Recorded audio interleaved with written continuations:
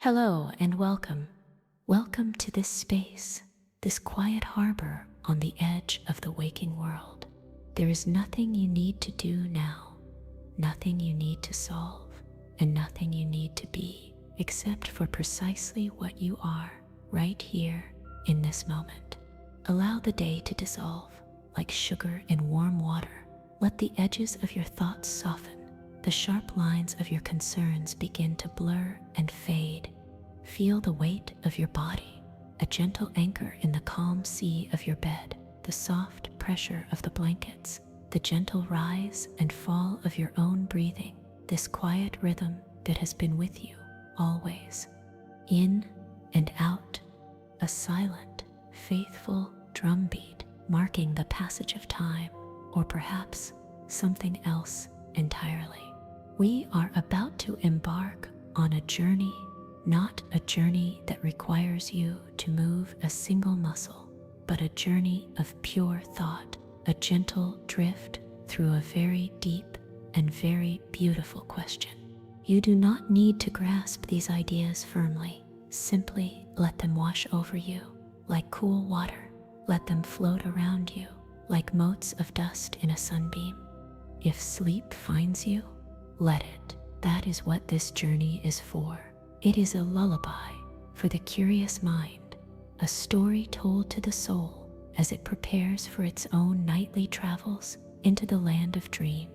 So rest, settle in, and let us begin by entertaining a single gentle thought, a question that has been whispered for millennia in lecture halls and in quiet rooms, just like this one, late at night. The question is this: what if all of this, everything you have ever known, everything you see and touch and feel, is not what it appears to be? What if the world around you, this room, the distant sound of a car passing by, the intricate patterns of the wood grain on a door, the vast, silent turning of the cosmos above you, what if all of it is a simulation, an elegant, impossibly complex and masterful illusion? Don't try to answer it. Just let the question hang in the air like a single perfect star in the velvet darkness. A simulation, the word itself feels modern, digital, born of our own recent creations. We think of computers, of code, of virtual worlds we can enter and leave. But the idea is much older than that, far, far older.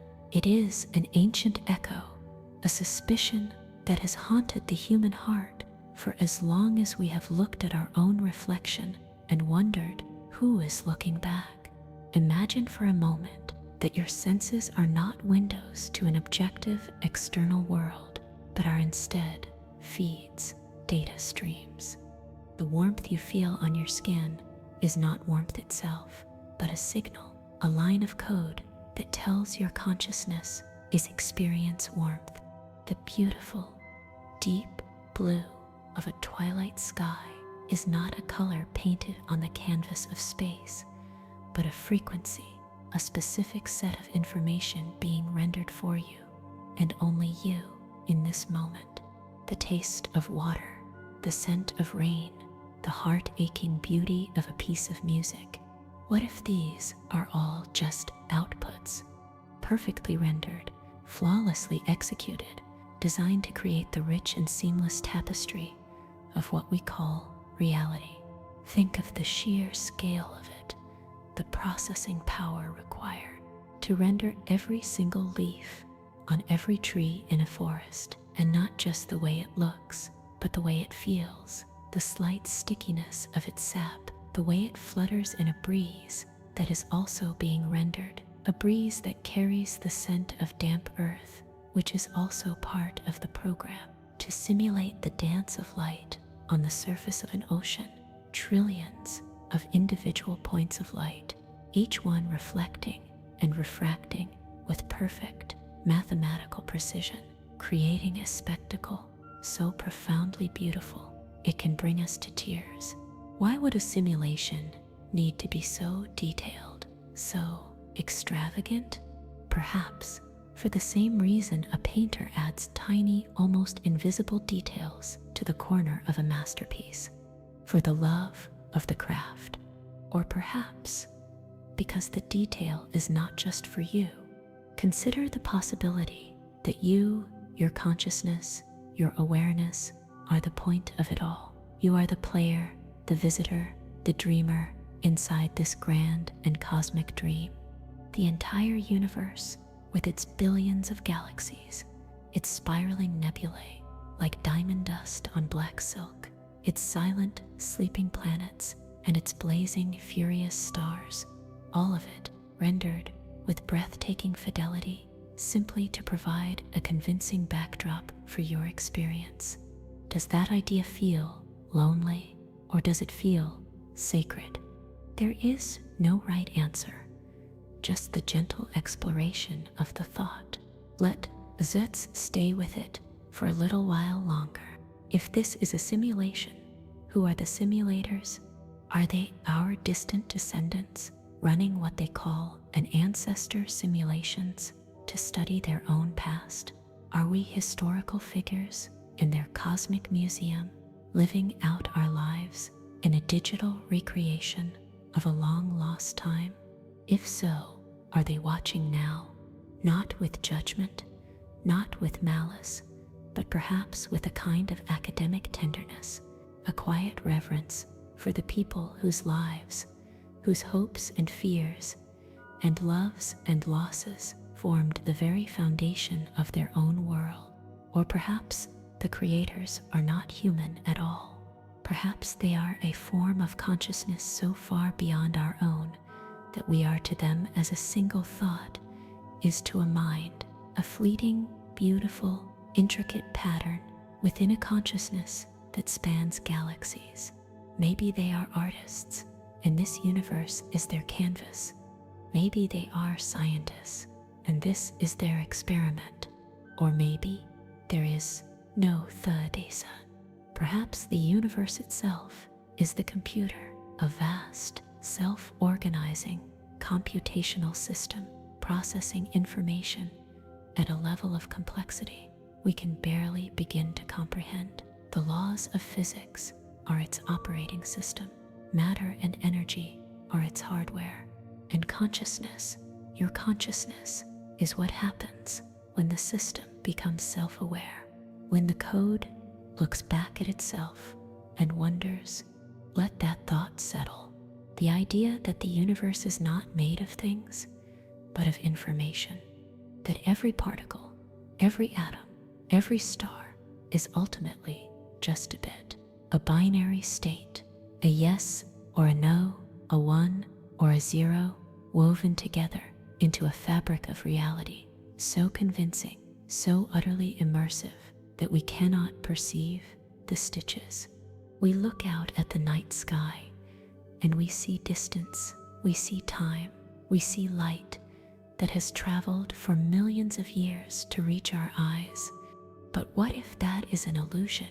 What if space and time are not fundamental containers that the universe exists within, but are properties of the simulation itself? Like the vast, open world of a video game, it feels expansive. It feels real, but it only exists as data on a drive. The distance is calculated, rendered on demand. The light from that distant star didn't need to travel for 1,000,000 years. It only needed to appear in your sky at the moment you looked up, with all the properties of light that had traveled for 1,000,000 years. A perfect forgery, indistinguishable from the real thing. But then, what would the real thing even be? This is the gentle trap of the question, the beautiful, recursive loop it creates in the mind. If all of your tools for perceiving and measuring reality are themselves part of the simulation, how can you ever hope to look beyond it? It is like trying to see the outside of a house when you are forbidden from ever leaving the room you are in. You can only study the room. You can measure the walls, analyze the dust on the floor, listen to the sounds that filter in from outside. And perhaps, if you are very clever and very, very patient, you might find little inconsistencies, little clues, moments where the simulation seems to flicker, where the code shows a seam. We will talk about those glitches later, the strange whispers of déjà vu, the moments of uncanny synchronicity, the peculiar findings at the very edge of modern science that make physicists scratch their heads and use words like spooky and paradoxical. But for now, just stay with the feeling of the question. Not the logic, not the evidence, but the feeling. How does it feel to entertain the idea that your deepest sorrows and your most ecstatic joys are experiences being run? Does it diminish them, or does it, in some strange way, make them even more profound? If this is a performance, it is a performance for which you are the sole audience. Your laughter is the only applause that matters. Your tears are the only review that counts. Every act of kindness you have ever performed, every moment of grace you have ever witnessed, every quiet, perfect sunset you have ever sat and watched remains just as beautiful. The experience is real, even if the stage is not. Think of a dream. When you are in a dream, it feels completely real. You feel fear, you feel love, you feel the wind on your face. The logic of the dream world is the only logic that exists. You rarely question it, and then you wake up, and in that moment of waking, there is a strange and beautiful disorientation. The dream world dissolves, its powerful emotions fade to a faint, ghostly memory, and the real world rushes in to take its place. But what if this reality, the one you are in now, is just another dream, a more persistent one, a more stable one with consistent rules and a seemingly linear flow of time, but a dream nonetheless? And what if the process we call death is simply the act of waking up to a higher level of reality, a base reality from which we chose to enter this dream? We don't need to believe it. We are just playing with the idea, letting it stretch our minds gently. So rest now inside this beautiful, grand, and perhaps illusory. Feel the gentle pull of gravity or the code that simulates it. Listen to the quiet hum of the universe or the ambient noise of the cosmic computer. Allow yourself to feel a sense of profound peace, a deep and trusting surrender. Because whether this reality is the bedrock of all existence or a simulation of breathtaking artistry, your experience within it is your own. The love you feel is your own. The peace you can cultivate in your heart is your own. Nothing can take that away. The question of simulation does not have to be a source of anxiety or existential dread. It can be a key that unlocks a different kind of freedom. The freedom to see the world not as a solid, menacing, and unchangeable thing, but as a flow, a story, a dance, to see other people not as separate, alien beings, but as fellow players, fellow dreamers, each navigating this intricate landscape with their own map, their own quests, their own private joys and sorrows. It invites a softer kind of compassion, a more playful kind of curiosity. It allows you to hold your own life story a little more lightly. So as you drift and as you float on the edge of sleep, hold this gentle question in your mind, not as a problem to be solved, but as a koan to be felt. What if this is all a dream? What if the stars are not out theirs, but are rendered inside the very consciousness that is perceiving them? What if you are not a body with a soul, but a soul experiencing a body inside a world that is itself a thought in a mind far greater than we can imagine. Rest with that. Rest with the immense, silent, and beautiful mystery of it all. Let the question dissolve, just as your thoughts are dissolving. There is nothing to fear. There is only this moment, this breath, this gentle descent into the quiet, peaceful good night. Welcome back to this quiet space of contemplation. If you are still awake, do not be concerned. There is no destination to reach, no goal to achieve. Simply allow your mind to drift, to float on the sound of my voice and the ideas we are exploring together. The question we planted in the soft soil of our minds, the question of a simulated world, feels intensely modern, a child of the digital age, but it is not. It is an ancient seed, a whisper that has traveled through the corridors of time, echoing in the minds of thinkers who had no concept of code or computers, but who looked at the world and felt that something was veiled, something was hidden, just beyond the reach of their senses. Let us travel back, now, far back, not with our bodies, but with our consciousness. Let us drift back through 2.5 millennia to ancient Athens. The sun is warm. The air smells of olive groves and dusty earth, and a great philosopher named Plato is telling a story, an allegory. Let us listen to his story, not as a lesson, but as a guided meditation. Imagine, if you will, a cave, a vast cavern deep within the earth. It is cool and damp, and you have been here for your entire life. Since birth, you are sitting on the stone floor, facing a flat, smooth wall. Your head is held in place by a gentle but firm restraint. You cannot turn to look behind you. You cannot see the mouth of the cave. You can only look forward at the wall. You are not alone. There are others beside you in the same position. You have never seen their faces, only their silhouettes cast faintly on the wall. Before you, behind you, behind all of you, a fire is burning. It has been burning for as long as you can remember. Its light is warm and soft, and it flickers, making the shadows dance. And between you and the fire, there is a low wall, and behind that wall, figures are walking back and forth. Plato called them the puppeteers. You cannot see them, but you can see what they carry.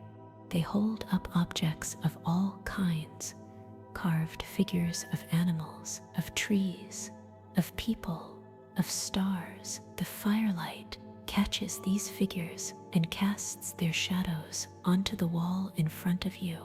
And this is your entire world. The shadows, that is all you have ever known. When the puppeteers speak, their voices echo off the cavern walls, and they seem to come from the shadows themselves. A shadow in the shape of a bird flits across the wall, and you hear the sound of a chirp. To you, the shadow is the bird. It is the only definition of birds you have ever had. A shadow of a tree stands tall and still, and you believe that is the true nature of a tree, a flat, gray, silent shape. These dancing, fleeting silhouettes are your reality, your truth, your physics, your biology, your astronomy. The shadows are your program, your entire operating system of truth. You and your fellow prisoners spend your days naming them, categorizing them, predicting their movements. You become experts in the world of shadows. You have no reason to believe that anything else exists. Why would you? This is all you have ever seen, ever touched, ever known. The cave is the universe, and the wall is its sky. Now, imagine that one day you are released. The restraint on your neck falls away. At first, you do not move. You are afraid. The world you knew had rules. It was predictable. This freedom, is disorienting, but a gentle force encourages you to stand and to turn around. For the first time in your life, you turn away from the wall and you see the fire. The light is blinding, painful. Your eyes have only ever known the dim twilight of the cave. The fire is a miniature sun, and it hurts to look at it. You squint, your eyes water. You want to turn back to the familiar, comfortable darkness of the shadows. The shadows did not hurt you. The shadows were simple, but the gentle force insists, and you begin to see the puppeteers. You see the carved figures they are holding. You see that the shadows, the entire reality you based your life upon, were not real. They were copies, projections, faint imitations of these solid, three-dimensional objects. The bird was not a flat, gray shape. It was a wooden carving. The tree was not a silhouette. It had depth, it had texture. This realization would be shattering. Everything you thought you knew was a lie, a beautiful, consistent, and intricate lie, but a lie nonetheless. Your expertise, your knowledge, it was all the study of an illusion. The journey is not over. The gentle force now guides you away from the fire, up a steep, rocky incline, towards the mouth of the cave. The climb is difficult. Your muscles are weak. The air changes. It grows warmer, fresher. You hear new sounds, the whisper of wind, the real song of a real bird. And then you step out into the sunlight.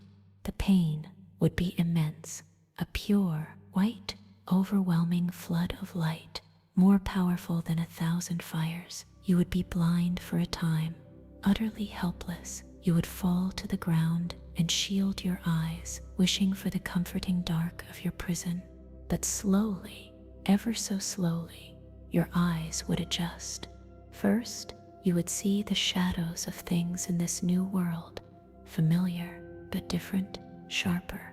Then you would be able to look at reflections, your own face in a pool of water. Who is this person looking back at you? Then you would see the things themselves, a real tree with a textured trunk and thousands of individual green leaves that rustle in the wind, a real bird made of flesh and feather, soaring in a sky so vast and blue it breaks your heart. And finally, one night, you would be able to look up at the moon and the stars, and eventually you would be able to gaze upon the sun itself, the source of all the light, the source of all the life, the fire that powered everything. You would understand that the world in the cave was a prison. Inside a prison, the shadows were a copy of the puppets, and the puppets were a copy of the real things in this world, and this whole world was illuminated by a single brilliant truth, the sun. And in that moment of understanding, you would feel a deep pity for your friends still in the cave, still watching the wall, naming the shadows, believing themselves to be wise. So you would return. You would climb back down into the darkness to tell them what you have seen. But when you re-enter the cave, you are clumsy. Your eyes, now accustomed to the sun, can no longer see well in the dark. You stumble. You cannot recognize the shadows as clearly as you once did. When you try to tell your friends about the world outside, they do not understand. They cannot even imagine it. The concepts of depth, of color, of up are meaningless to them. They see your confusion, your inability to play their shadow games as well as you used to. They see that your journey has ruined you. They laugh at you. They mock you. And if you tried to release them, to drag them into the light against their will, they would fight you. They might even kill you to protect the reality they have always known. Rest with that story. Let it sink into you. Plato was not talking about computers. He was talking about the human condition. But isn't his allegory a perfect description of a simulated reality? We are the prisoners born into the system. Our senses are our restraints. The physical world we perceive, the world of matter and energy, are the shadows on the wall. They are consistent. They follow rules we call physics, but they are not the true reality. The true reality, the source code, the base reality, lies outside the cave, and the thought that some have that we might be able to hack the simulation or wake up from it is the story of the prisoner's ascent into the blinding light of truth. This idea, this suspicion of the senses, did not only bloom in the West. Let us drift now across continents and centuries to ancient India. Here, the thinkers and sages spoke not of a cave, but of a veil, a beautiful, shimmering, gossamer veil. They called it Maya. Maya is the illusion, the magic show, the divine play of the cosmos that appears as the world we know. It is the force that makes the one appear as the many. It is a dream, dreamed by the universal consciousness, and we are the figures in that dream. Like Plato's shadows, the world of Maya is not exactly unreal. The shadow of a bird is real as a shadow. The dream you had last night was a real dream, but it is not the ultimate reality. It is a projection, a temporary form, a dance of energy that our minds interpret as solid objects, as separate selves, as linear time. The Hindu sages taught that the purpose of life, of meditation, of spiritual practice, was to gently, lovingly pull back the veil of Maya, to quiet the mind so completely that you can see the shimmer, see the illusion for what it is, and glimpse the unified, eternal, and unchanging reality that lies behind it. The Brahman, the absolute, it is the same journey as the prisoner from the cave, the journey from the projected image to the source of the projection, from the simulation to the simulator. Other echoes whisper from the past as well. Let us listen to one more, a more tragic, more mysterious story. The story of the Gnostics. They were early Christian mystics with a very different view of reality. They believed that our universe, this material world, was indeed a kind of copy, but it was a flawed copy, a corrupted simulation. They taught that the true God, the ultimate source, was perfect, pure, and unknowable, but one of its divine emanations, a lesser, arrogant being called the demiurge, decided to create a world of its own. This demiurge, this cosmic artisan, was not evil in a simple sense. It was just ignorant. It thought it was the only God, and it fashioned our physical universe as a clumsy imitation of the perfect spiritual realm above. It trapped sparks of the divine light, our souls within bodies of matter, within its flawed creation. So for the Gnostics, our world is not just a neutral illusion, it is a beautiful prison, a system designed to keep us distracted by sensory experience, by material desires, by the endless drama of life and death, so that we forget our true origin, our true home. Waking up, which they called gnosis, or knowledge, was the process of remembering the divine spark within you, and learning how to escape the labyrinth of the demiurge's material world upon death, to return to the true source of all things, a cave, a veil, a flawed copy. Do you see the thread that connects them all? The deep, abiding intuition that this, what we are experiencing right now, is not the full story, that our reality is layered, that we are living in a story within a story, a dream within a dream. Even in the most ancient traditions, like those of the indigenous peoples of Australia, we find this idea. They spoke of the dream time, a sacred, timeless era of creation that is not in the past, but is an underlying reality that exists right now, parallel to our own. Our waking world is just a faint echo, a shadow of this deeper, more potent dreaming. So as you lie here, suspended between wakefulness and sleep, know that the question you are contemplating is one of the oldest questions in the world. You are not the first to feel it. You are not the first to look at the sky and wonder if it is a painted dome. You are not the first to see a loved one's face and marvel at the mystery of the consciousness looking back at you from behind their eyes. You are participating in a grand, ancient conversation. You are Plato's prisoner, beginning to question the shadows.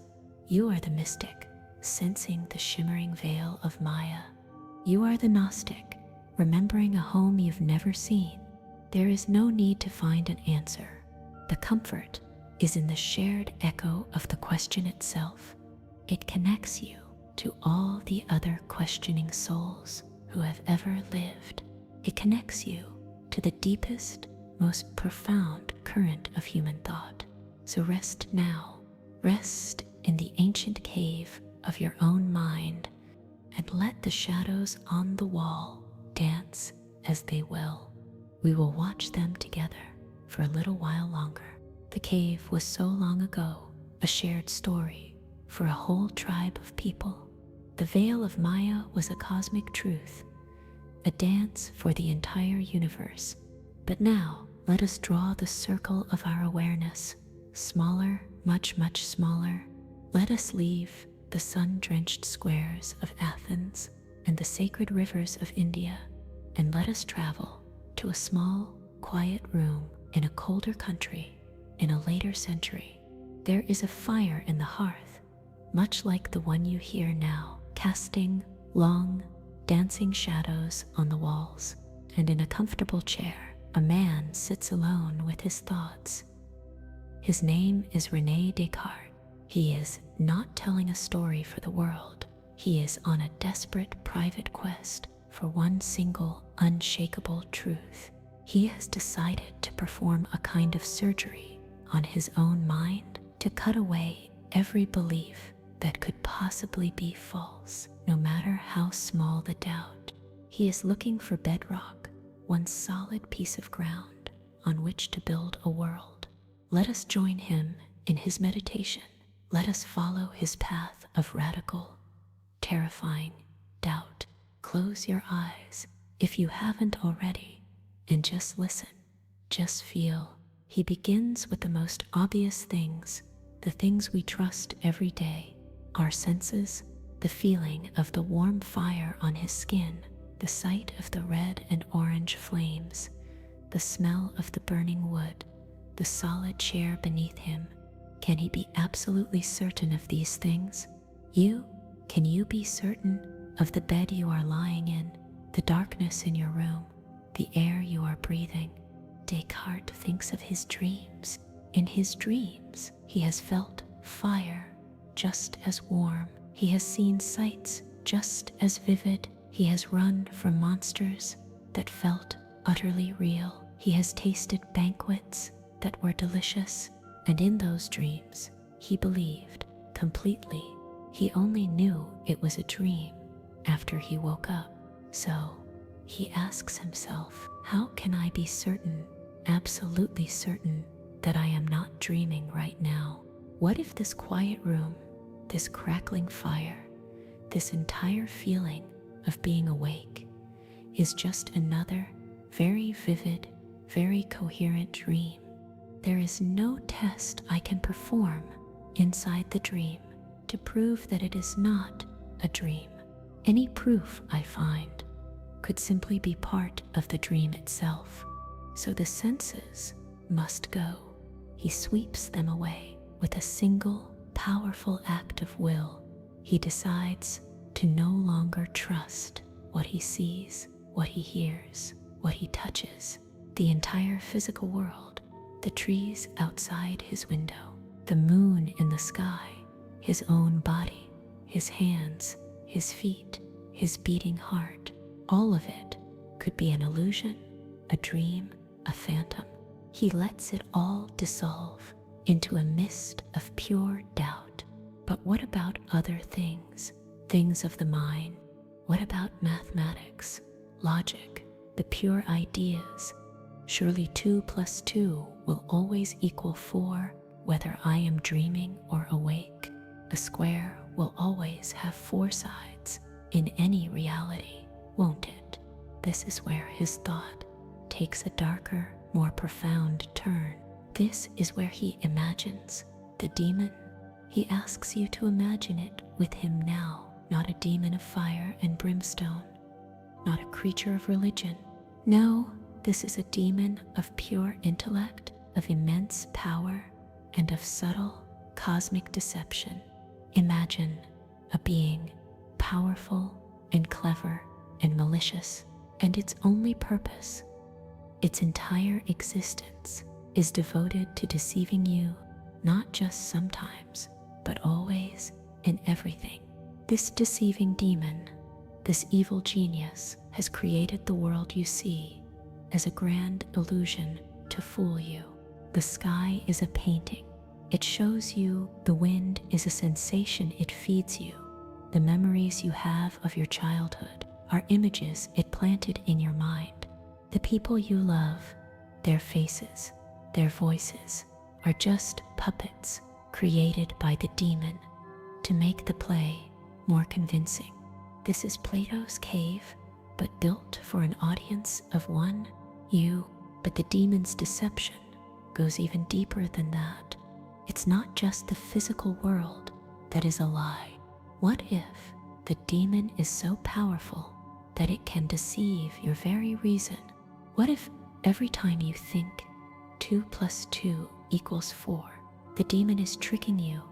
What if the real answer is 5, but the demon reaches into your mind and manipulates your thoughts to make you absolutely certain that the answer is 4?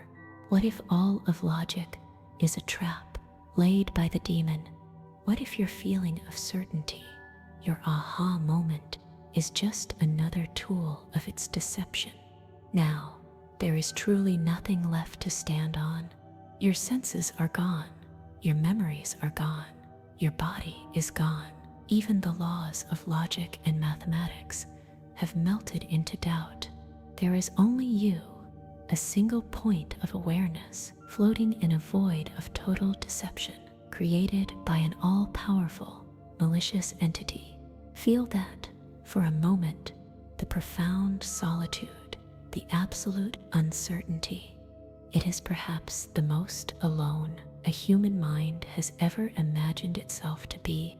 The demon can fake a sun, it can fake a memory, it can fake logic, but can it fake you in this ocean of doubt?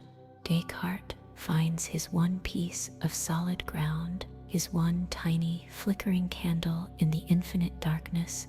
He realizes that for the demon to be deceiving him, he must exist.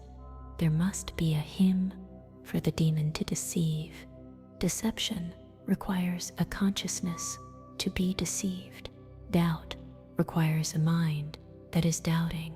Thinking requires a thinker. Even if all my thoughts are wrong, even if I am being tricked at every single moment, I cannot be tricked into believing I exist. If I do not exist to be tricked, the very act of being deceived proves my own existence as a thinking thing. And so he arrives at his famous, beautiful conclusion. Cogito, ergo sum. I think, therefore I am. Let that phrase echo in your mind. I think, therefore I am. It is not a proud statement. It is a humble one, a desperate one. It is the last refuge of a mind that has torn down the entire universe. He doesn't know if he has hands or feet or a body. He doesn't know if the world is real or if other people exist. He doesn't even know if his own thoughts are true. All he knows is that he is. He is a thinking thing, a consciousness, an awareness. And this, the demon cannot fake. This is the bedrock. Now, let us gently take Descartes' terrifying demon and give it a modern name. A simulator, a program, a system. The evil genius is the architect of the simulation. The world it projects for you is the virtual reality. The deception of your senses is the input, the data stream, and the deception of your logic is the manipulation of the simulation's own fundamental rules. And your one point of certainty, your cogito, your awareness that you are thinking, is the consciousness of the player inside the game. It is the one thing that feels fundamentally real, even when everything else can be questioned. Your awareness, your subjective experience, the feeling of being you. Perhaps that is the only part of you that is not part of the program. You are the ghost in the machine. You are the dreamer in the dream. So as you rest here, in the quiet, feel that point of awareness within you. It is not your body, which may or may not be real. It is not your thoughts, which may be implanted. It is not your feelings, which may be engineered. It is the silent witness behind it all, the one who is aware of the body, aware of the thoughts, aware of the feelings, the one who thinks and therefore is. Rest in that simple, profound, and unshakable certainty. Let it be your anchor in this ocean of beautiful, mysterious doubt. I think, therefore I am. I am. I am. I think, therefore I am. A tiny point of light in a vast, uncertain darkness. A single, solitary ghost. A pure awareness that knows only that it exists. But a ghost needs a machine to haunt. A dreamer needs a dream to inhabit. We have journeyed through the caves of philosophy and the lonely rooms of doubt. Now, our journey takes us somewhere new, somewhere colder, cleaner, more precise.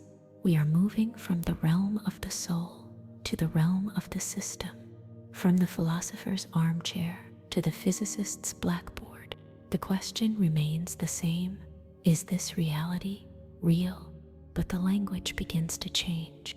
The ancient mystics and the lonely doubters, they looked inward and at the world of ideas. But a new kind of thinker began to look outward at the fabric of the universe itself, and they found something strange, something unexpected. They found that the universe seems to have a secret language, and that language is mathematics, the language of pure information. Let this new idea settle around you now like a cool, clean sheet. What if the universe is not made of matter, but of math? What if it is not made of stuff, but of code? What if the fundamental building block of reality is not a particle, but a piece of information? A single binary choice, a yes or a no, a 1 or a 0. This is the bedrock of a field of thought called digital physics. You don't need to understand it, just feel the shape of the idea. One of its great pioneers, a physicist named John Archibald Wheeler, coined a phrase for it, a phrase of beautiful, simple poetry. He called it from bit. Let that resonate. It from bit. Every single thing you have ever perceived, a planet, a teacup, a particle of dust, a human hand, it derives its very existence from a bits, from a choice, from a piece of information that answers a yes, no question. Is there a particle here? Yes or no? Is this particle spinning up or spinning down? Yes or no? From these countless trillions upon trillions of simple binary questions, the entire rich, complex physical world, the its emerges. It is like the art of pointillism, where a painter uses thousands of tiny individual dots of color. When you stand very close, you see only the dots, separate, meaningless. But when you step back, your eyes blur the dots together, and a beautiful image appears, a face, a landscape, a story. The universe, in this view, is a grand cosmic pointillism, and the dots are bits of information. So, when you feel the weight of the blanket on you, you are not feeling stuff, you are feeling the result of an immense number of informational yeses, all calculated together to produce the sensation of pressure and warmth. The universe is not a collection of things, it is a computation. And if it is a computation, then the universe itself is a computer. Let's imagine this cosmic computer. It is the most powerful computer conceivable because it is everything. Its memory, its hard drive, is the fabric of space-time itself, holding all the information of all the states, of all the particles. Its central processing unit, its CPU, is the relentless forward march of time, calculating the next moment from the moment that came before. And its software, its operating system, is what we call the laws of physics. Gravity is a subroutine. Electromagnetism is a piece of code. The strong and weak nuclear forces are algorithms running silently, flawlessly in the background. The whole history of the cosmos, from the Big Bang until now, has been the running of this program, a single, unimaginably vast calculation unfolding itself moment by moment. This idea came even before our modern computers. In the 1940s, a German engineer named Konrad Zuse was hiding from the war and thinking about the cosmos. He looked at the grid-like patterns of crystals and wondered, what if the entire universe is just a grid, like a celestial checkerboard? He called it a Rechnender realm, a calculating space. He imagined that each cell in this grid, each tiny point in space, was a simple automaton, a tiny machine, and each tiny machine followed a very simple rule. Its state in the next moment was determined by the state of its neighbors in the current moment. If the cells around you are on, you turn off. If the cell to your left is on, and the one to your right is off. Simple, local rules. But Zuse and later thinkers, like Stephen Wolfram, showed that when you let these simple rules run over and over on a vast grid, something magical happens. Complexity emerges from simple rules. You get intricate, unpredictable, beautiful patterns. You get structures that seem to move and grow and interact and evolve. You get structures that look shockingly like the things we see in nature, the branching patterns of a snowflake, the swirling eddies of a river, the dappled spots on a seashell. It's as if the universe is running a simple program, and the world we see in all its magnificent, chaotic, and breathtaking complexity is the result. It shakes the screen of the cosmic computer. So let's float in this idea for a moment. If the world is a computation, then everything must be finite. A real computer cannot handle the truly infinite. It must break things down into discrete units, into pixels, into bits. And when we look very, very closely at our own reality, we find hints of this. We find that energy is not continuous, but comes in tiny packets called quanta. We find that there seems to be a smallest possible length, a shortest possible unit of space called the Planck length, a fundamental pixel size for the universe. Below this size, the concepts of space and distance seem to lose their meaning. It is the refresh rate of reality's screen. So if the universe is a machine, a grand cellular automaton, and we are patterns running within it, what does that make the ghost? What does that make the consciousness that Descartes was so certain of? Is your awareness just a very complex pattern generated by the rules? Is the feeling of being you, the feeling of love, of sadness, of wonder, just the emergent behavior of trillions of tiny cells flipping from on to off? Or are you something else? Are you the one for whom the computer is running? Are you the one watching the screen?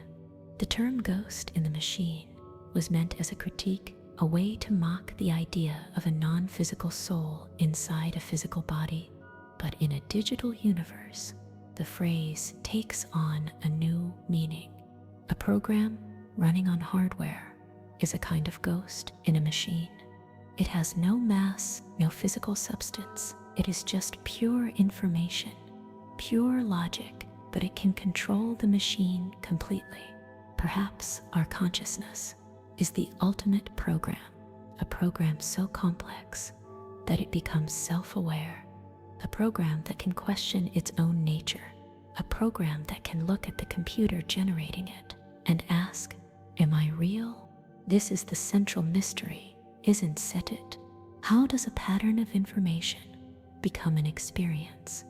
How does a calculation learn to feel awe? How does a machine produce a ghost? Science does not have an answer. It is the point where physics becomes metaphysics, where the code meets the soul. So as you lie here, wrapped in the gentle hum of this sleeping universal machine, feel yourself as a part of it. Your body, an impossibly complex pattern of information, a biological machine of breathtaking elegance running on the same operating system as the stars. Your thoughts, electrical signals, patterns of data flowing through the neural net of your brain, a computer made of stardust, but your awareness, your spirit, your ghost. Perhaps that is something that is not in the code. Perhaps that is the user. Let your own machine, your body, relax completely. Give it permission to power down its active processes. Let the intricate patterns of your thoughts slow down, becoming simpler, quieter. Let the universal computer run its course. It does not need your help. It has been calculating the universe for billions of years. It will continue to calculate whether you are awake or asleep. You can surrender to it. You can trust it. Rest now inside the great thought of the cosmos. You are a ghost in the most beautiful machine imaginable, and it is time for the ghost to sleep. The ghost haunts the machine, and the machine calculates the cosmos. We have felt the universe as a grand thought, a single, unfolding computation. But if that is true, if our world is the product of a system, then the system must have its limits. A painter's canvas has a weave, a photograph has a grain, a screen has its pixels. No illusion is perfect when you look close enough. So let us go looking. Let us take a journey now, not backward in time or outward into space, but downward, down into the very fabric of the world you are in. It is a journey of scale, a meditation on the infinitely small. You do not need to move. Just let your awareness shrink. Imagine yourself becoming smaller and smaller. First, you are the size of the room you are in. You can feel its four walls, its floor, and its ceiling. Now, shrink down until you are the size of your own hand resting by your side. You can feel the lines on your palm like rivers in a landscape. Smaller still, you are now the size of a single grain of dust floating in a sunbeam that doesn't exist, a tiny world on a vast continent of bedsheet. The journey has just begun. Shrink again you are now smaller than a human cell. You can see the molecules of the air around you like a sparse collection of tiny, vibrating spheres, a haze of constant, gentle motion. Down and down you go. You are now the size of a single atom, a nucleus like a distant sun, with electrons like blurry, probabilistic clouds whipping around it at impossible speeds. This is the world scientists first mapped, the world of the solid, the predictable, the building blocks of matter. But we must go deeper. We must go past the edges of the familiar into a realm where our language begins to fail. Let us dive right into the heart of that electron cloud, down past the scale of protons and neutrons, into the churning, frantic soup of quarks and gluons, a place of pure energy and potential. Here, things are no longer solid. Here, things are no longer certain. Welcome to the quantum realm. It is not a place of things, but a place of possibilities. Everything here is a shimmering haze of what might be. A particle doesn't have a single location. It exists in a cloud of potential locations, all at once. It doesn't have a single speed. It has a range of potential speeds, all at once. It is a world of pure, potent maybe. It is a ghost waiting for a machine to measure it, so it can become real. This is the world that so confused the greatest minds, a world that seems to defy all common sense. But what if its strangeness is not a paradox? What if its strangeness is a clue? What if we are finally close enough to see the pixels? Let's keep shrinking past the smallest particle, past the weirdness of the quantum foam, down and down until we reach a limit, a fundamental floor to reality. Physicists have a name for it. They call it the Planck length, but let's call it a pixel of space. It is the smallest possible distance, the shortest conceivable step. It is a unit of space so mind-bogglingly small that if you were to magnify a single atom to the size of the entire known universe, a Planck length would be the height of an average tree. Let that sink in, the sheer, breathtaking scale of the illusion. Our reality isn't just high definition, it is a resolution, so fine, so perfect, that it has fooled us for all of history. But at this level, the illusion of smoothness finally breaks. Space itself is no longer a continuous, flowing thing. It is a grid, a lattice, a checkerboard made of these impossibly tiny pixels. There is no in-between. You cannot be halfway between one pixel and the next, any more than a character on a screen can stand between two pixels. You are either here or you are there. And if space is made of pixels, what does that mean for motion? Think of a film running in a projector. It looks like smooth, continuous movement, a person walking across a room, a leaf falling from a tree. But we know it is an illusion. It is just a series of still pictures shown one after the other, very, very quickly. Your brain connects the dots and creates the experience of motion. What if the universe works the same way? When an electron moves from one point to another, how can it, if there is no in-between?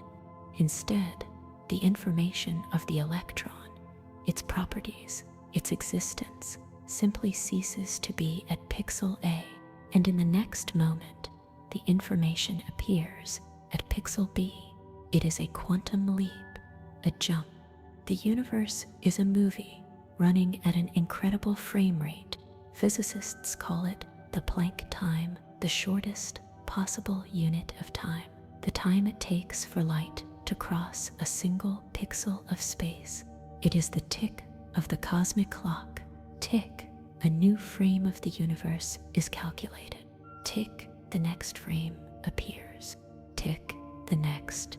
A cosmic refresh rate so fast, it creates the seamless, flowing river of time that you experience.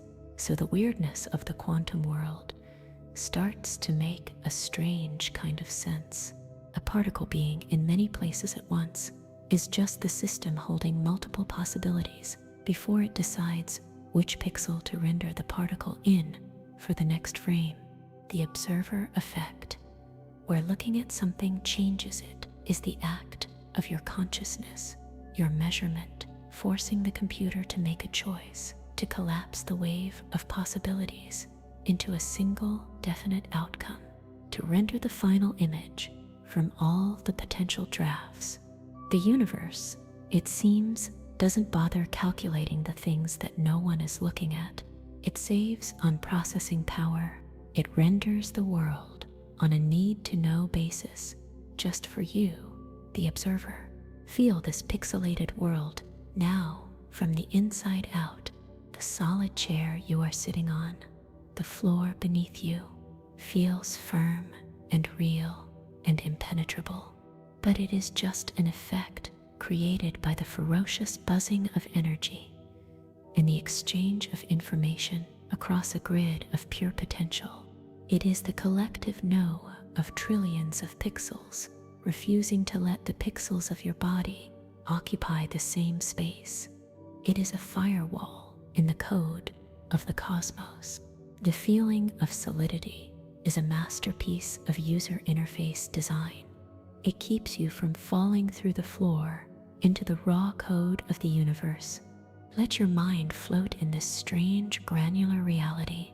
The smooth sweep of your own breath in and out is a digital process, a series of discrete steps happening billions of times a second. Your thoughts are not a smooth river, but a staccato burst of information hopping across the synapses of your brain, one frame of reality at a time. Does this idea make the world feel less real, or does it make it feel more magical? The world is a pointillist painting of impossible detail. The world is a movie with 1 trillion frames per second. The world is a simulation of such exquisite quality that the hardware is hidden from the software that runs on it. Rest now in your own small corner of this vast, crystalline grid. You are a pattern, a beautiful, complex, self-aware pattern running on the operating system of the cosmos, and the code is so elegant that it has learned to wonder about itself. It is so poetic that it dreams. You do not need to see the pixels to know that the image is beautiful. You do not need to count the frames to be moved by the story. Simply rest. Let the universal program run. Let the frames of reality tick by. You are safe inside the illusion, and it is an illusion of breathtaking love. The universe is a grid of pixels, a movie playing at 1 billion frames a second. We have journeyed down to the very floor of reality and found it to be discrete, digital, made of countable things. But now we must prepare for an even stranger idea, an idea that stretches the mind like taffy until it becomes thin and translucent and beautiful. What if the grid is not what we think it is? What if the 3 dimensions we live in, length, width, and depth, are themselves part of the illusion? What if our vast, deep, and seemingly solid universe is a projection? What if it is all a hologram? Let's begin with something familiar, something you might have held in your own hand. Think of a hologram on a credit card or a child's sticker. It is a perfectly flat, 2-dimensional surface. You can run your finger over it. It has no depth, no substance. It is just a piece of plastic, a piece of foil. But when the light catches it just right, something magical happens. An image appears, and the image is not flat, it has depth. It seems to float in space. You can look around it and see its sides, a three-dimensional image emerging from a two-dimensional source. It is a trick of the light, a beautiful illusion encoded on a flat plane. Now, take that simple idea and let your mind expand it out into the cosmos. Imagine the universe you know, this room, this planet, the sun, the Milky Way galaxy, everything. Imagine it all as the three-dimensional image, rich, detailed, full of depth and distance. Now imagine that all of it, every single particle and every single galaxy, is a projection, an image whose source code is written not inside the universe, but on its boundary, on a distant, vast, two-dimensional surface at the very edge of reality. This is the holographic principle. It is an idea so strange that it sounds like pure fantasy, but it was born from the hardest science we have, from the study of the most extreme objects in the cosmos, black holes. Let us drift for a moment towards one of these impossible objects, a place where gravity is so strong that nothing, not even light, can escape, a point of infinite density, a tear in the fabric of space and time. When something falls into a black hole, a book, a planet, a star, its physical form is destroyed utterly. But physicists believe that one thing cannot be destroyed: information. The universe, it seems, never forgets. So where does the information go? The story of that star, its temperature, its mass, its spin, every detail about it. Where is it stored? The surprising answer that emerged is that the information doesn't seem to fall into the center.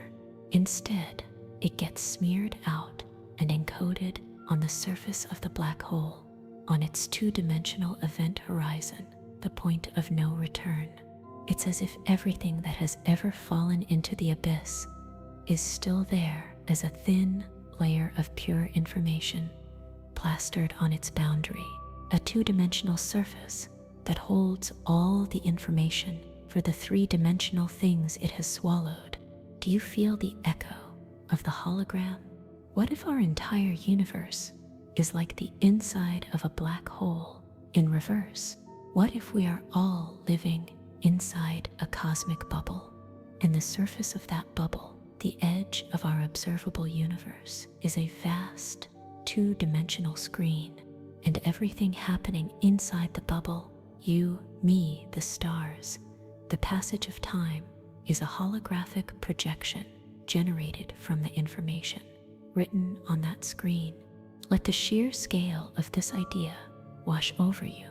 The screen is not in a laboratory. It is billions of light years away in every direction, a sphere of pure information surrounding us completely, and we are the light projected from it. What does it mean to be a hologram? Does it mean you are not real? No, not at all. The holographic image of the bird on the sticker is a real image. You can see it. It is there. Your experience is the experience of the projection, and it is completely real for you. The feeling of the air filling your lungs, the thought you just had, the memory of a summer's day, these are real experiences happening within the holographic world. The universe does not feel flat or ghostly because the hologram is perfect. The code on the boundary surface contains all the information needed to project the illusion of depth, of solidity, of the passage of time. It is like watching a movie in a 3D theater. You know the screen is flat, but you duck when the object flies towards you because your senses are convinced by the illusion. Our universe is the ultimate 3D movie, and we are not just the audience. We are the character. This brings us back to that simple, powerful phrase, it from bit. If the holographic principle is true, then the fundamental reality of our universe is not the three-dimensional world of is of things. The fundamental reality is the two-dimensional world of bits of information written on the cosmic horizon. We are living inside a message. Our universe is the reading of that message. So who or what wrote the code on that distant surface? Science has no answer. Philosophy can only wonder. Perhaps it was the state of the universe at the moment of the Big Bang, frozen onto the expanding boundary of space-time. Perhaps it is being written now by a consciousness so vast we cannot even begin to comprehend it. Or perhaps the code writes itself, a self-organizing, self-projecting cosmic system. There is no need to know the answer. The beauty is in the contemplation of the image itself. Feel yourself now not as a solid body of flesh and bone, but as a creature of light and information, a complex, shimmering interference pattern projected from the edge of creation. Every atom in your body is connected by the laws of this projection to a piece of code billions of light years away. You are not just in the universe. You are a projection of the universe. There is no separation. The information on the boundary and the image in the center are two ways of looking at the same thing. One is the code, the other is the experience, and you are the place where the code becomes aware of itself. You are the hologram that can look back and wonder about the projector. Rest now inside this grand cosmic projection. Let yourself feel vast and connected and made of pure light. The world is a thought being projected onto itself, and it is a thought of such beauty and complexity and grace. You are safe here inside the image. You are a part of the masterpiece. Let the sweeping cosmic hum soothe you. Let it be the sound of the projector running silently, perfectly in the dark. And let yourself, the beautiful, temporary, precious image, drift into a peaceful and healing sleep. The universe is a perfect hologram. The code is flawless. The projection is seamless. The great machine runs in utter silence, its calculations unseen, its logic absolute. But is any system truly perfect? Even the most beautiful program can have a bug. Even the most stable software can sometimes lag. Even the most elegant illusion can have a seam if you know how and where to look. Let us become quiet observers now. Let us become collectors of whispers and anomalies and strange little moments that don't quite fit. We are not looking for proof. We are not building a case. We are simply noticing the gentle, persistent glitches in the matrix of the world. Let's start with a feeling almost everyone has known, a feeling so common we have given it a beautiful French name, déjà vu, already seen. You are in a new place with new people, having a conversation you have never had before, and then it happens, a sudden, overwhelming, and utterly certain feeling that you have lived this exact moment. Not a similar moment, this exact moment. The way the light is falling through the window, the specific phrase your friend is using, the gesture they make with their hand, the thought that is in your own mind. It all clicks into place with a strange internal echo. I've been here before. I've done this before.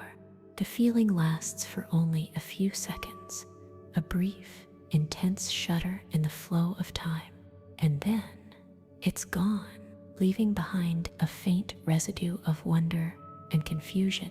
What is that Science will tell you it is a misfiring in the brain, a momentary glitch between your short-term and long-term memory, a signal taking a wrong turn, making a new moment feel like an old memory. And perhaps that is all it is, a ghost in our own personal machine. But let's play with another idea. What if, in that moment, the great simulator lagged?